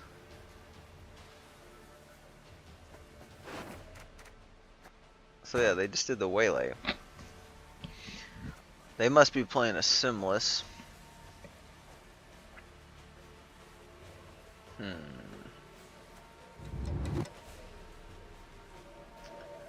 think we need to get this online then. The thing is they can definitely kill this.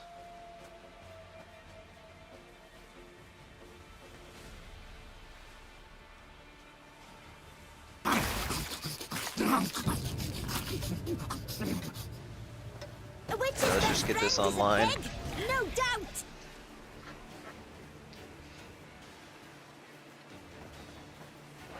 Let's see. We don't have any 5 provisions. That's a 5, but it's kind of lousy. Feign not ignorance. Remember to whom you speak. If I'm to die, 4, I'll do huh? so sword in hand. Aaron has shown us the way. I didn't realize they had that. Cursing racists. Maybe I shouldn't have played that. For the daisy of the valley! Yeah, 'cause we're actually in a really bad position.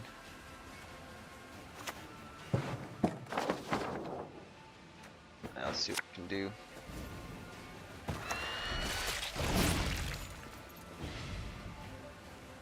I mean, we won the round. We're probably not getting card back. I don't really see how we would be able to. Just wondering if we want to shorten. I think we should just shorten the round as much as possible.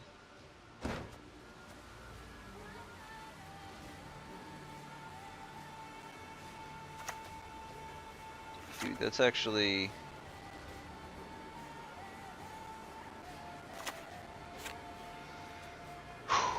Yeah, this is actually pretty good value.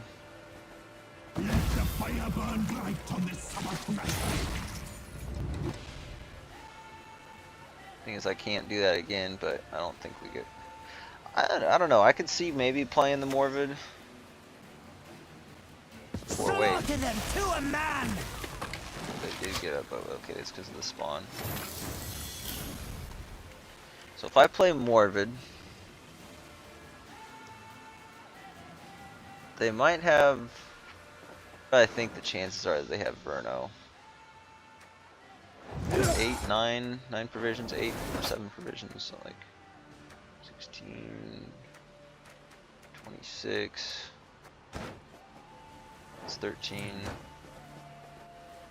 It's Verno. Yeah, they probably do have a Verno. If I do 14, we only get to 48, which is not really enough. They can get back there with Verno, so...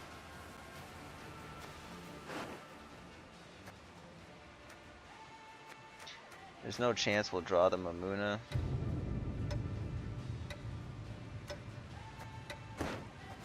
And I hope that we do, though. I think the one card's not going to make much of a difference, and the Morbid's going to be much more effective in this next round.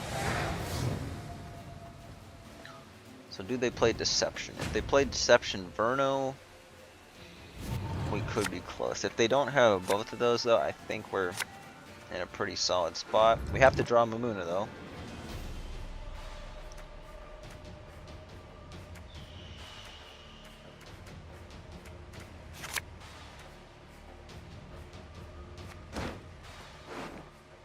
Kind of think we're not going to draw Mamuna.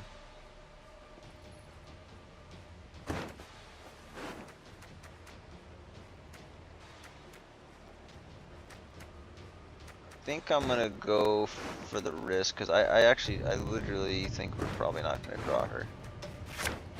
Oh, I got the Onir. Okay, I should have put the Griffin back.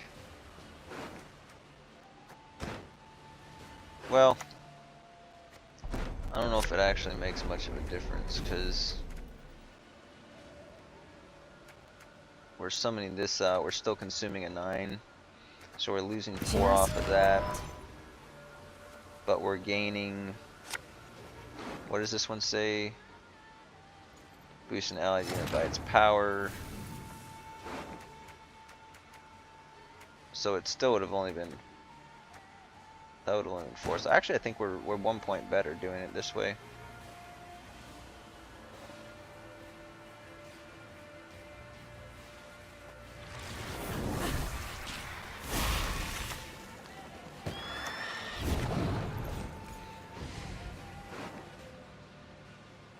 I think Mamoon is always going to be the better play, because it's 11 and then 5, so it's 16. Yeah, that's Time for you to die, Dwan! getting up there.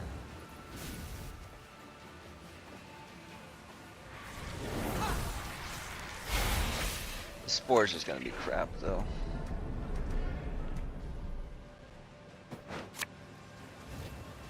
Goodbye to another world, a better world. Blueberries, blueberries. The lady of the woods. Maybe I should have played this first. Yeah.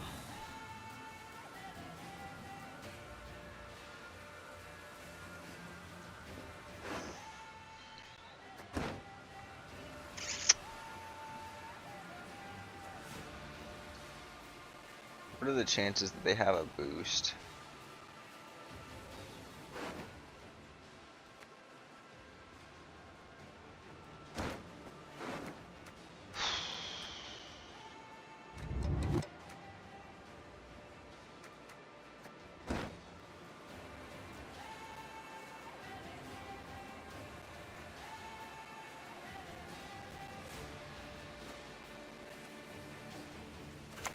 I mean, if they damage something, I can...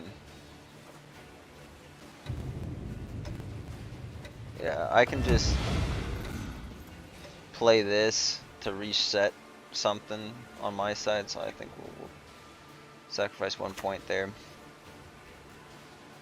Peace with humans? I buy that! Okay, well that's gonna be the better reset then.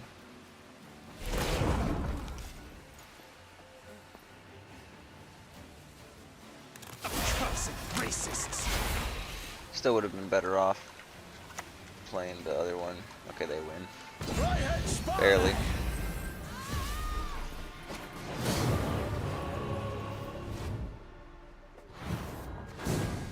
So they win by 3. I think there was a situation I could have tied there.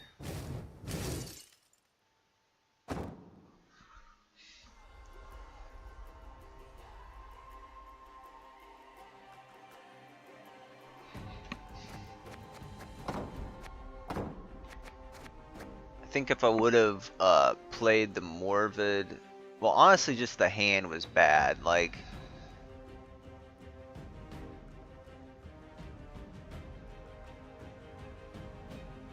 best case scenario, if I drew Mamuna in opening hand and didn't have to play either the Spores or the Bleeding Effigy, I could have gotten the Griffin out with the Mamuna, and then I would have Oniro'd for the Gansein next to some relics, which I think, based on my board setup, I wouldn't have had 2 relics until after I played the Morvid, so I would have just played Morvid as second to last, the same way I did, and then my Oniro into a Gansein would have been the last play.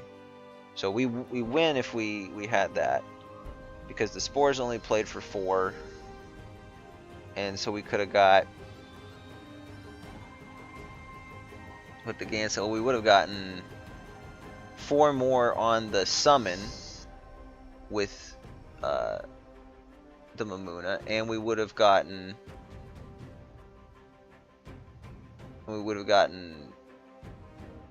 5 more on the Oniro play.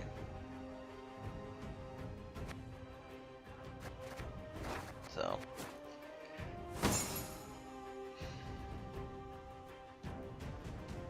good to know that challenge is still going. Well, I don't know if I'll be back with any more GWENT content before the end of the month. We'll see. I'm gonna try to stream on the 31st. I don't think there's anything coming up that Tuesday, but we'll do a TCG Tuesday then. So we'll be playing this, and we'll be doing some Magic the Gathering arena. Right now the current set is Teenage Mutant Ninja Turtles themed. So, and it's pretty decent. I don't know if it's as solid as the previous Lorwyn Eclipsed set. Lorwyn Eclipse is kind of like a main entry, whereas Teenage Mutant Ninja Turtle is like the Universe Beyond